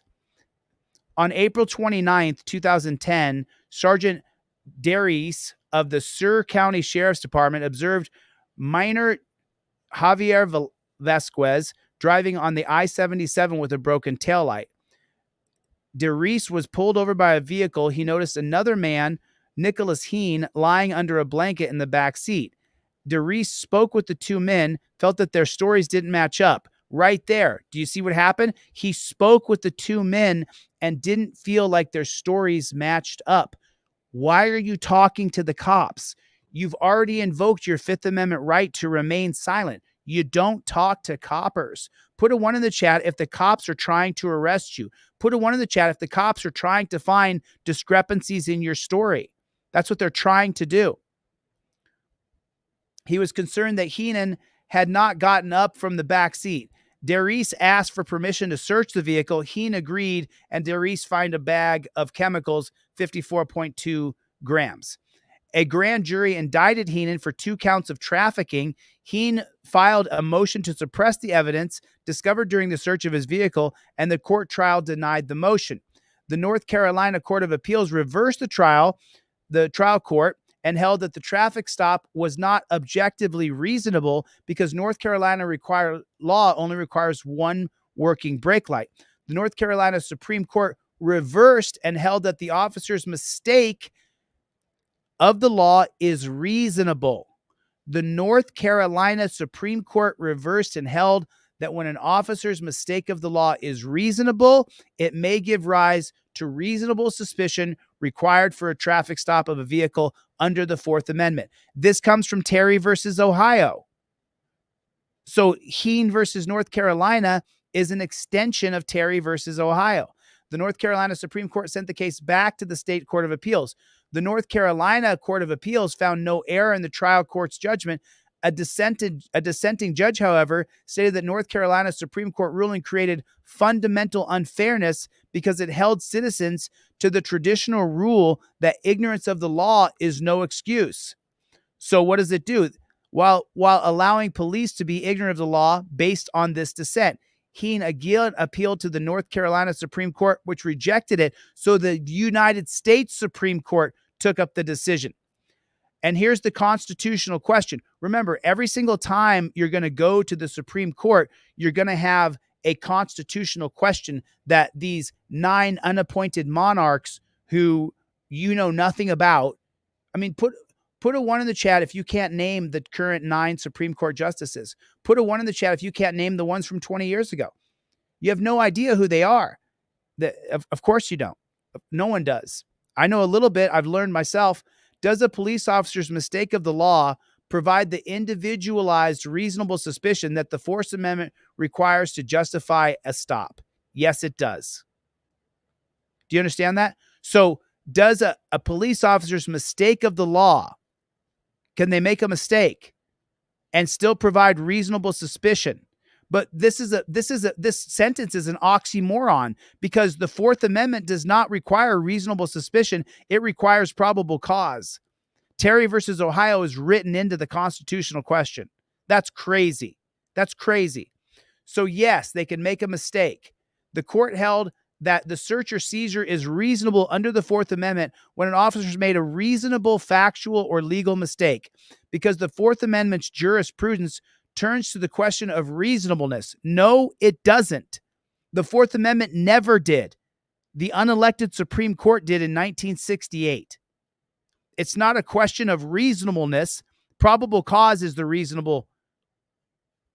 Governing officials have traditionally been allowed leeway to enforce laws for the community protection as long as the mistake or fact of law in question was reasonable. The Fourth Amendment does not hold such mistakes to be incompatible with the concept of reasonable suspicion. However, the court also held that those mistakes must be objectively reasonable. An officer cannot gain the benefit of the Fourth Amendment reasonableness through a sloppy or incomplete knowledge of the law. Well, isn't that exactly what this case was?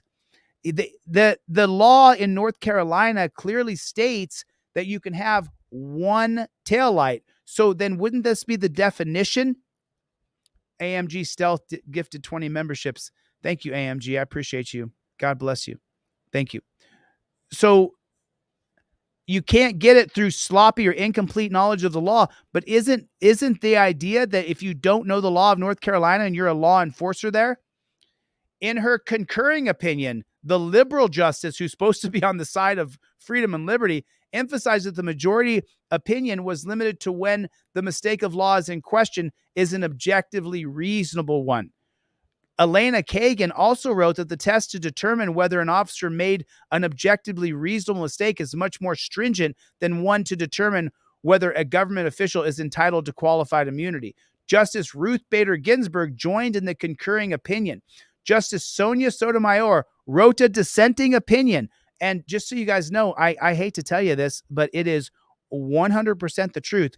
Justice Sonia Sotomayor, who said wacky things over COVID, is right now my #1 favorite Supreme Court justice on the Supreme Court. She is literally fighting the dissent battle for our rights. Most of the decisions being made by the Supreme Court in the last 3 years have worked against us and worked for the government. So Sonia Sotomayor has been writing dissenting opinions on all of these horrible decisions that the majority of BlackRock-funded Supreme Court justices are doing. They are the Chamber of Commerce. That's what John Roberts is. They work for the big tech industries, for the big oil industries, for BlackRock. They work for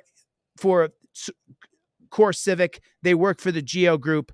They work against us. And Sonia Sotomayor, individually, since 2009, has been fighting the good fight for us ever since. And she really has been. If you don't know, then go to SCOTUS blog and read SCOTUS blog. She's fighting the fight for us, in which she argued the Fourth Amendment's jurisprudence had traditionally focused on the actual factual conclusions rather than understanding of the law. Expanding leeway allowed to police officers with respect to their factual assessment to the meanings of the laws they are meant to enforce runs the risk of eroding Fourth Amendment protection. In the absence of any evidence that holding police officers to this standard would prevent effective enforcement of the law, mistakes of law should not be considered reasonable under the Fourth Amendment. Mistakes of law should not be considered reasonable under the Fourth Amendment. There it is. Sonia Mayor is literally On January 8, 2024, an officer conducted. This isn't to this car. Yes, the it is. I got SR 22. Yeah, but that's not. It don't matter. I got SR 22. Go right your bitch ass thing. Okay. Keep the car off. Keep the car off. Don't move the car. What's your badge number? That's a lawful order, by the way. Don't move the car. Okay, what's your badge number? It'll be on the ticket. It will be. Nice and big for you.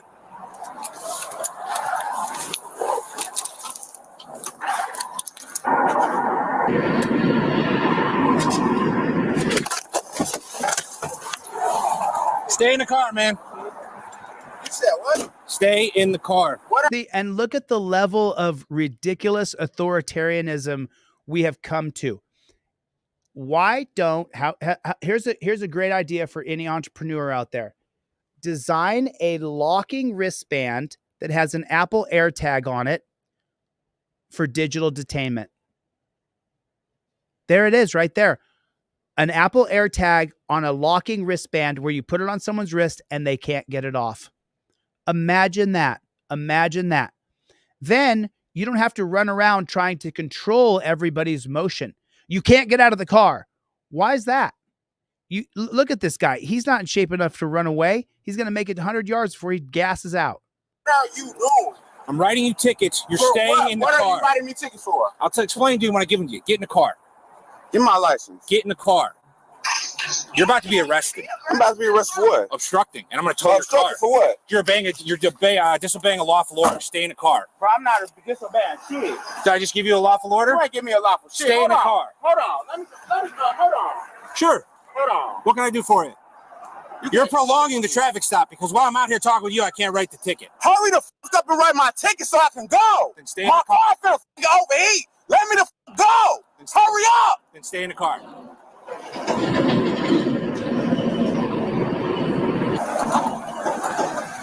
Uh-oh. Uh-oh. You got other piggies on the scene. That means it's going to escalate. It's going to escalate. Put a 1 in the chat if you think it's going to escalate because there's other pigs on the scene. I mean, he had to deal with this guy and deal with him man to man and have to put up with a little bit of his gruff. But now that there's other coppers on the scene, what do you think's going to happen next? What do you think's going to happen next?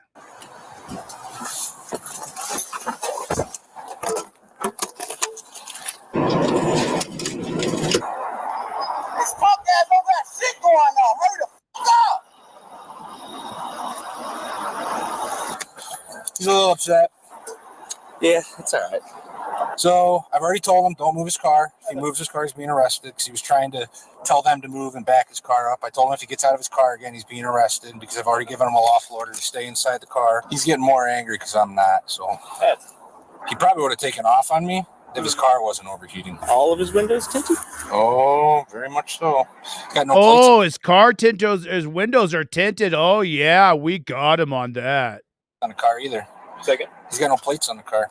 Oh, really? Did you get a VIN? I haven't had a chance. If you guys want to go up there and grab one for me, I'd appreciate it. We'd love to go harass him. Did you get a VIN number? We'd love to harass him.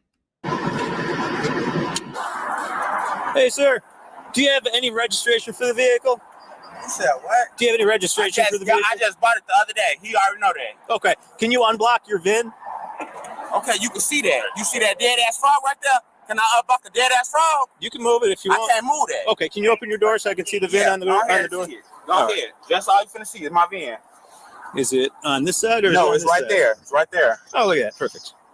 Central 312 and VIN. 1 George Rob. We might have to get that again because the dispatcher doesn't always hear everything. Okay, Oh, you mean you can't take a picture with your phone? Get it again. What state did you purchase it from? Indiana. Indiana? Okay. Let me make sure that they get it.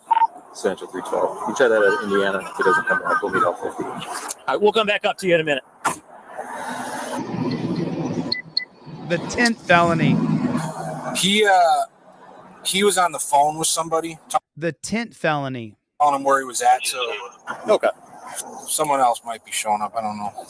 He was talking to his girlfriend, a-hole, and you know he was talking to his girlfriend. 21, I'm getting back on Indiana, down Rochester for Brown, Aurora. 10-14, send that to the weapons box. A tan Aurora? Yeah, what do you know?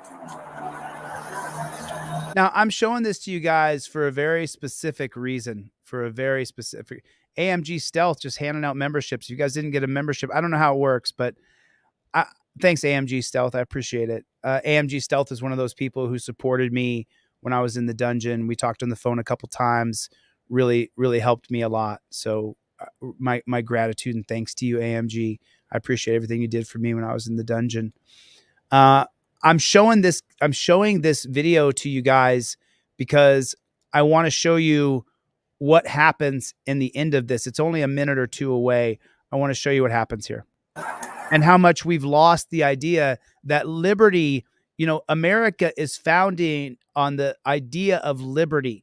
The entire reason why the Declaration of Independence 1776 exists is because we wanted to be independent and have liberty. We didn't have all these people in jails and prisons. That didn't happen until we freed blacks after Brown versus Board of Education in 1954. But that didn't free blacks in 1954. Blacks weren't free until about 1968, 1970. Then, by the time black people were actually freed in America, we then created Terry versus Ohio for officer safety. Never needed anything for officer safety until blacks were freed. And now we have a gigantic prison industrial complex. And again, that was intended for black people. Whether I like it or not, I'm pretty conservative, as you know. So not everything is racist. Unfortunately, the policing system, the jailing system, and the court system was based and created on racism. We wouldn't have this gigantic court system if it wasn't for all the trials for all the black people. And that's just a simple fact. But I want to show you why I'm showing you this video. 820 abandoned vehicle, 9708 Coldmark. 820. Sir, stop the vehicle! Abandoned vehicle. There it is right there. Okay, so watch. 20 abandoned vehicle, 9708 Coldmark. 820. Sir, stop the vehicle! Abandoned He does stop the vehicle. He's backing into the gas pump. vehicle. He already said his car was overheating. Watch. Sir, stop the vehicle! His car's overheating. He's not going anywhere. Step out! Step out of the vehicle! He's going to put some gas in the car while he's at the gas station. Sir! Hang on, Liam. You're under arrest! Step out of the vehicle, sir! You're under... Step out of the vehicle! Put your hands on top of your head! He's under arrest. And they're going to arrest him. He's under arrest. He's under arrest for what? For moving the car 15 feet. We're going to snatch your liberty and put you in a cage, impound your car, and steal any money you have. That's a pretty low-level car that he just bought. That's a $5,000, $10,000 car that he bought at the most. It's overheating, and he just bought it. So he doesn't have a lot of money. So impounding the car could cost him the entire value of the money he just spent on the car. And what was his crime? His crime was that he moved his car 10 feet. That's the crime? That's the arrestable offense? That's what he should go to jail for? I'm not going nowhere. I'm just going right here. Nope. I told you not to move the car, and I told you not to get out of the car. And you wonder... Okay. I understand yesterday's broadcast. I called these guys dirty jackboot thug pigs. Okay. So I get it. It doesn't always have to be that way. These are human beings treating another human being this way, right? What do we call those people who do that? What do we call those people who do what these guys are doing to this man here? What do we call them? They're pigs. You're arresting this guy who moved a car 15 feet. I told you not to, and it's a Simon Says for Adults game. Remember the Simon Says freeze? Okay, Simon says go. Simon says stop. Simon says freeze. Simon says stop. And then you're trying to get to the person to tag them so you can become Simon and play Simon Says. This dirty jackboot thug pig, Listen to what he says. I told you not to move the car. You're under arrest. Step out of the vehicle, sir. Under arrest for what? Step out of the vehicle. Put your hands on top of your head. I'm not going nowhere. I'm just going right here. Nope. I told you not to move the car, and I told you not to get out of the car. And you did all. And look at these beta males. You cops, so many of the jail guards said to me, why do you got to talk so disrespectfully about cops? Look, take a look. You moved the car when I said you did get out of the car and say, I'm just getting gas, but you moved the car. And so that's a reason why we have to arrest you and impound your car. It's the height of a police state, prison state, death state. It's the height of it. When you can't move a car because you're violating how's that a lawful command? He's in a gas station parking lot. How's it unlawful to move his car 15 feet? He didn't punch it. And they wonder why people hate them. All those things. Bro, what is you talking about, bro? Tatiana, where's you at? Everything I just told. Once again, he's screaming to his girlfriend, Tatiana. I told you multiple Where's times. that, bro? Good I'm thing not going nowhere. We're gonna save your battery here, okay? No, turn my phone off. Let's get For our safety and yours, we gotta shut it off.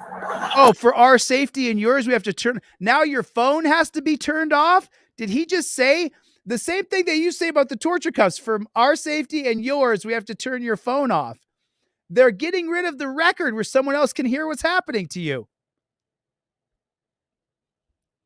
All right. Thank you. Come on, let's go this way.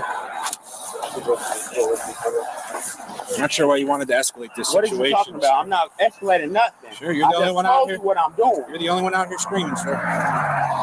The key. You're the only one out there putting chains on people and dragging them off to a dungeon for doing basic human things like moving your car 15 feet. What are you talking about? What are you talking about? You're the one doing horrible things to another person. He's upset that you're bothering him for windows tinted, for not having a license plate.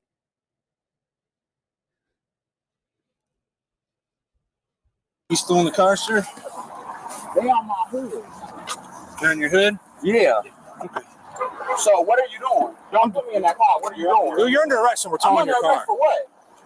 Disobeying a lawful order. The thing I told you you're going to be arrested for if you move the car. You're under arrest and we're towing your car. And this is not a despotic system. I mean, this isn't a system of despotism. This isn't the rule of law applied in a cruel and inhumanely way. When you hear the word despotic or despotism, what that means is laws being applied in a cruel or inhumane way. So him telling him you can't move the car when I pull you over, some judge may consider that a lawful order. The rest of us, if you're not trying to run away, then you're staying within the law. And now they're going to arrest him and put him in a dungeon and tow his car away. But what danger to society is he? Zero. He's not a danger to society at all. Let's go TVO just said it. But don't call them pigs.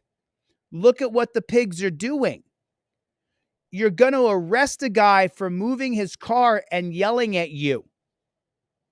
And you're going to justify it by saying, I told you not to move your car. You're a piece of shit, dude.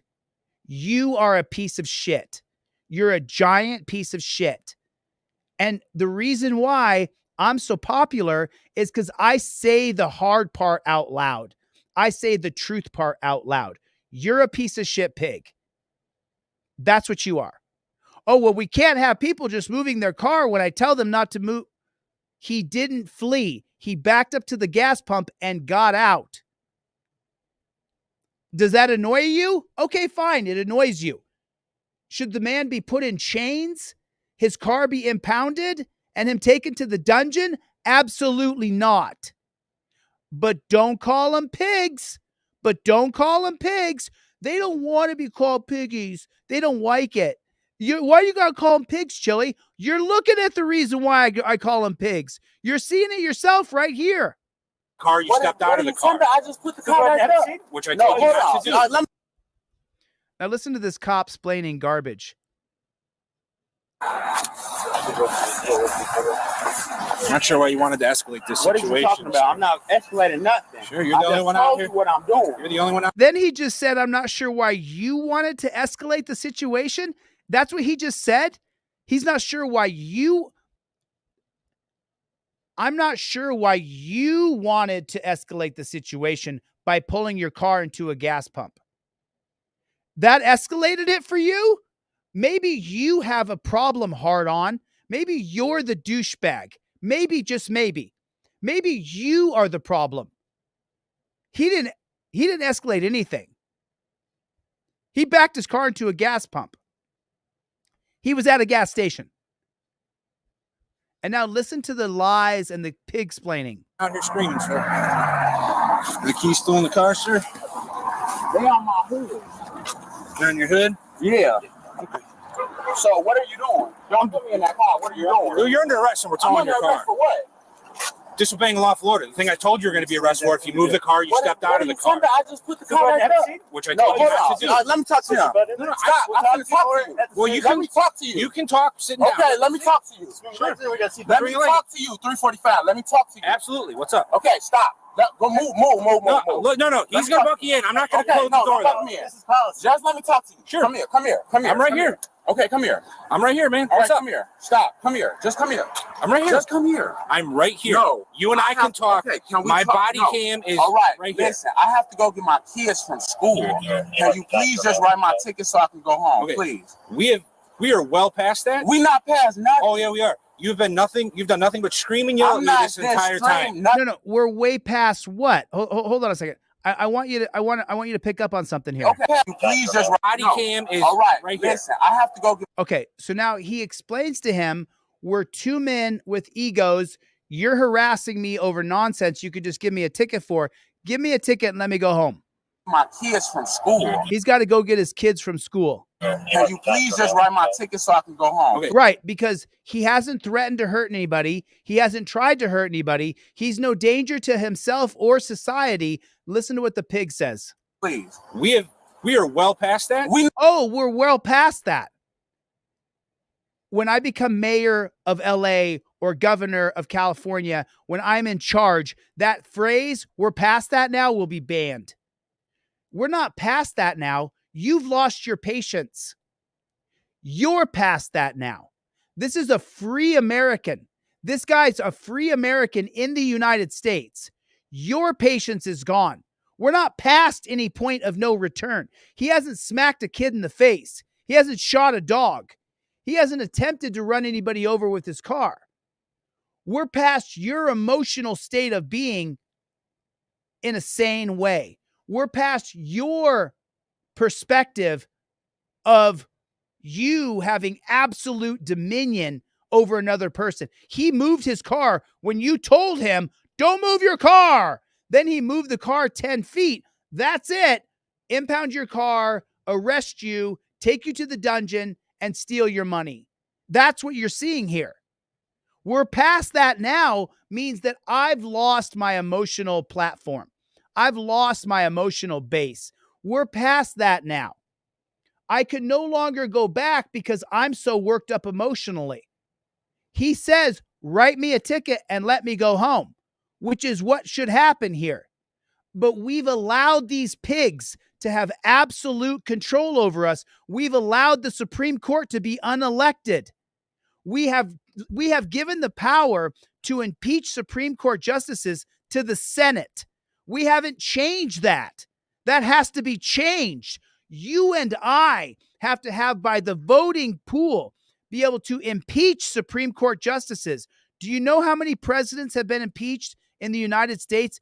A successful impeachment? 0. Do you know how many Supreme Court personnel, Supreme Court justices have been impeached? 1.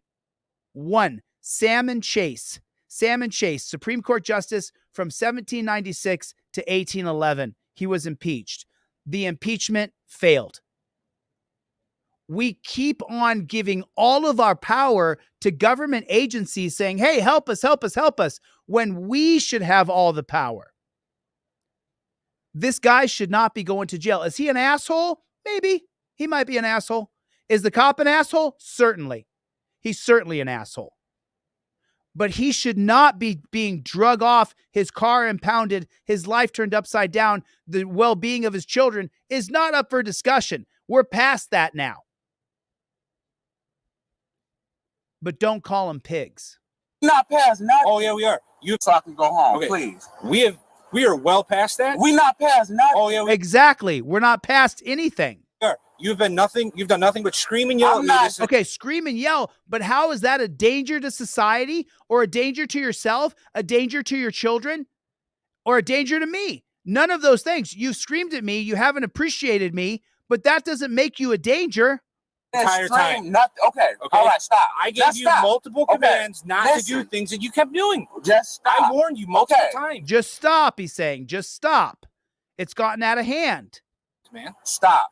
345. Can you please? Are you a sergeant? I am not. You are not. No. Can you please just write my ticket so I can go, please?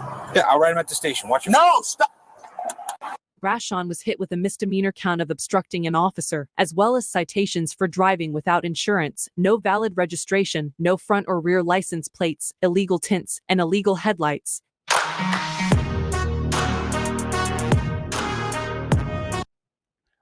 I mean, and I, you know, I watch these cop sucking channels like this one, like just, I don't know if Blue watches a cop sucking channel or not, but it's just disgusting. It's just disgusting. It really, truly is just disgusting. You know, Claudette, thank you. Appreciate the super chat. Thanks. I appreciate it. KT is here. What's going on, my friend? Jim is in the room. What is going on? Good to see you, my friend. I always recognize you by your symbol. You changed your name a few times. I've seen you a few times. April's been here. What's the matter you? What's the matter you? Except the problem is people who should know better believe courts can create laws or change the Constitution. They can't. It's a bamboozle. 100%. Yeah, you were screaming and yelling, he said. That says change it all. Put in the comment section for me, OTVO, overturn Terry versus Ohio. Put it in the comment section for me. Put it in the comment section. Like, just Derek is here. Soy Leal is here. What is going on, Soy Leal? Good to see you, my friend. Oh, it's you know, Hell Tantrum Bull just said it. These lunatics really love abusing the power that we bestow upon them. There was no reason to arrest this guy. I mean, was he difficult? Sure he was. But there's no reason to arrest this man. There was absolutely no reason to arrest him and impound his car. That's just the way it is. What's going on, Duwad? How you doing? Nice to see you. Thank you for coming. I appreciate it. Lezo TVO, thank you for coming, brother. I appreciate it, man. Thanks a lot. Always love to see you guys. Bree, always nice to see you. Paul, good to see you. So we have to change it with the legislation that you can only be arrested. You can only be arrested if you're a danger to yourself, a danger to society, a danger to others, a danger to animals, a danger to private property even. If you're going to sit there and destroy someone's home with a sledgehammer, then you could be incarcerated. But it has to change. The idea that everything is arrestable has to be overturned. That would be the 2001 case of Atwater versus City of Lago Vista.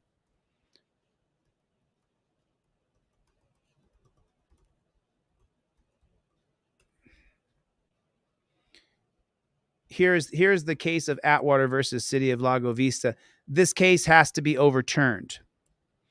And so it's a 2001 case right here out of Texas, Atwater versus City of Lago Vista. Can you imagine that the most authoritarian law comes out of Texas? Does the Fourth Amendment protect you from, does the Fourth Amendment either by incorporation of common law restrictions or on misdemeanor arrest or otherwise limit a police officer's, does the Fourth Amendment either by incorporating common law restrictions on misdemeanor arrest or otherwise limit a police officer's authority to arrest without warrant for minor criminal offenses? And this is Atwater, 5-4 decision. No, it does not. And who did that to us? Conservatives. The conservatives on the right. See the people on the right? They did this to us. That's who does it to us every time. And people say to me, oh, Chille, you're this, you're that. Yeah, I'm more Democrat and more liberal than I am conservative or Republican by far, because I know the history of law. The conservative Supreme Court personnel always fuck us. Do you understand that? We're like a whore, and they just anytime they want. And it's always conservative Supreme Court justices. Always. And right now we have a 6-3 supermajority on the Supreme Court. They're not going to die for 40 years. They're going to be in power for 4 presidents, at least maybe 5. It's always conservatives who screw us. Always. Always. Unless it's gun rights, and they always screw us. In a 5-4 decision, David Souter put on the Supreme Court in 2009 by George H. Bush, if an officer has probable cause to believe that an individual has committed even a very minor criminal offense in his presence, he may, without violating the Fourth Amendment, arrest the offender. It's right there. That has to be overturned right there. That's what has to happen. We can't have that on the books. We can't have that. Got you, 3D. Thank you. I'll check it. This 5-4 decision of Atwater versus City of Lago Vista, this cannot remain on the books. This has to be overturned. This has to be overturned. It has to be. Or nothing's going to happen. Or nothing's going to happen. If an officer, probable cause to believe, there's another thing that we never, ever, that's not a part of our Constitution. Probable cause supported by oath or affirmation of the victim, not probable cause to believe. It's made up garbage. It's made up garbage created by the Supreme Court.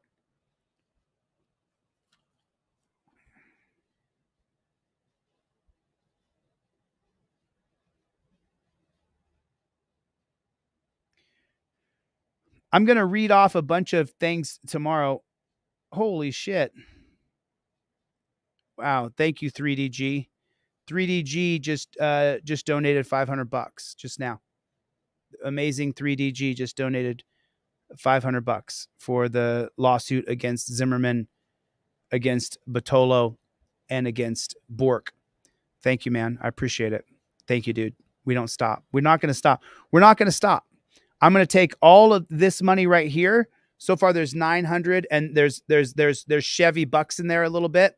There's Chevy bucks in there, $916.73. And every dime of that is going to go into the GoFundMe. And then I'll create the great big pool. And then when I draw it out, I'll put it on camera. Ha ha ha. Listen, we're going to have, and so Atwater versus City of Lago Vista has got to be overturned if we're going to have any kind of effect on anything. Overturn Terry versus Ohio is in the room. So listen, I'm being dead serious because it's 9:30 now on the West Coast here, and I've got to shut down and stop working and go enjoy life, because otherwise I'll die at 62. It's just the way it is. If you don't slow down and enjoy life, sometimes you're going to die young. And I learned that by researching all the Supreme Court justices. I read this book when I was in the dungeon. Supreme Court justices. I read this book. I read every single page of this book. There was no part of this book that I didn't study. I mean, I went through every single bit of understanding and learning the Supreme Court justices and what they did and how they did it and why they did it. I mean, I went through amazing detail. Like, you guys can pick a year. You can pick any year you want. I can tell you who the Supreme Court justice was, how they got put in office, who they campaigned for. Like, I really, really studied hard. It's just, and look, I'm not trying to start a conservative versus liberal battle here. I would identify myself as a classical liberal. The classic liberal says, I may not agree with the word you say, but I'll die for your right to be able to say it. A classic liberal was pro Second Amendment all the way, which is what I am. I just know that if I run in California, I will have to run as a Democrat, or you just can't win. unless you're in Orange County, and I don't live in Orange County. I live in Los Angeles. So it's just, 3DG, thanks for your donation. I really appreciate it. It's just, I mean, I'm a moderate liberal. I mean, it's hard to even identify with today's liberals where, with the definite, I don't know, because I believe a man is a man and a woman is a woman, but I fully support my trans brothers and sisters. I don't understand it. But at the same time, I have trans people in my family who completely believe that they're the other gender. They're not lying to me. I've known them my whole life. So I'm stuck in this really weird kind of space, But I can tell you this, conservative Supreme Court justices have screwed us since the very beginning. We wouldn't even have Social Security if George Sutherland had his way with James C. McReynolds, the Supreme Court justices who were stifling, and then Owen Roberts, who ended up switching sides to the liberal side of the Supreme Court because it was called the switch in time to save nine, because FDR was going to pack the court because you had the worst Supreme Court justices on there at the time. So, I could get lost. I don't want to get lost in a political rant or anything, but I'm going to run as a human being, and that's what I'm going to run as. And I promise you, we're going to change these things. One step at a time, one brick at a time, one piece at a time. We're going to overcome these things. And that's all we can do. That's all we can do. Because I don't bash my conservative brothers and sisters or my liberal brothers and sisters, because we're all in it together. It's us versus them. You know that. If I have to run as a Democrat in LA, if I have to run as a Republican in Ohio, I'll run on that ticket, because you just don't win outside the two parties. I mean, I know this. I just did a deep dive 4-month study on it. You have to run inside the parties. It sucks, but that's how it is. Unless you want me not to win and not to get the legislation passed that says the only reason you can be arrested is if you're a danger to yourself, a danger to others, a danger to your children. Then you have to be arrested. But the idea for jail incarcerating people is for bad people who are dangerous. So I want to win. I want to win. I want to win. And I will win. And I won't stop until I do. I've been on for 3.5 hours. I better get the flock out of here. Mama Lion, good to see you. Thank you for coming. Scrubzilla, James, let's go, OTVO. Dreamwork makes a team work. That's right. What the puck? Melania, good to see you. I'm glad you're here. Billy, thanks for coming, man. I appreciate it. I appreciate it. First Amendment, good to see you. Soy Leo, good to see you. Jim, nice to see you. All right, I'm going to get the flock out of here. I should be back on tomorrow morning. I'll let you guys know, but you'll check the thing. Chevy, what's going on, Chevy? Good to see you, brother. Chevy, of that money, Chevy's putting a couple $100 of that money on the PayPal. I'm taking the money, Chevy. I'm taking the money. AG3. I forget how to say the gentleman's username. And I am putting all that money in the GoFundMe because I really, really want to hold this judge accountable. That's what I want to do more than anything else. I want to hold her accountable. Amazing 3DG. Thank you for your donation. Listen, I want to hold the judge accountable. I want to go around the judicial immunity because she was so biased and so unprincipled. I want to hold her accountable more than I want anything else. That's what I want. You know what I mean? So, all right, I'm going to get the flock out of here. Thanks for coming to my TED Talk. I'll see you guys on the next one. Mikey B. Later, Gators.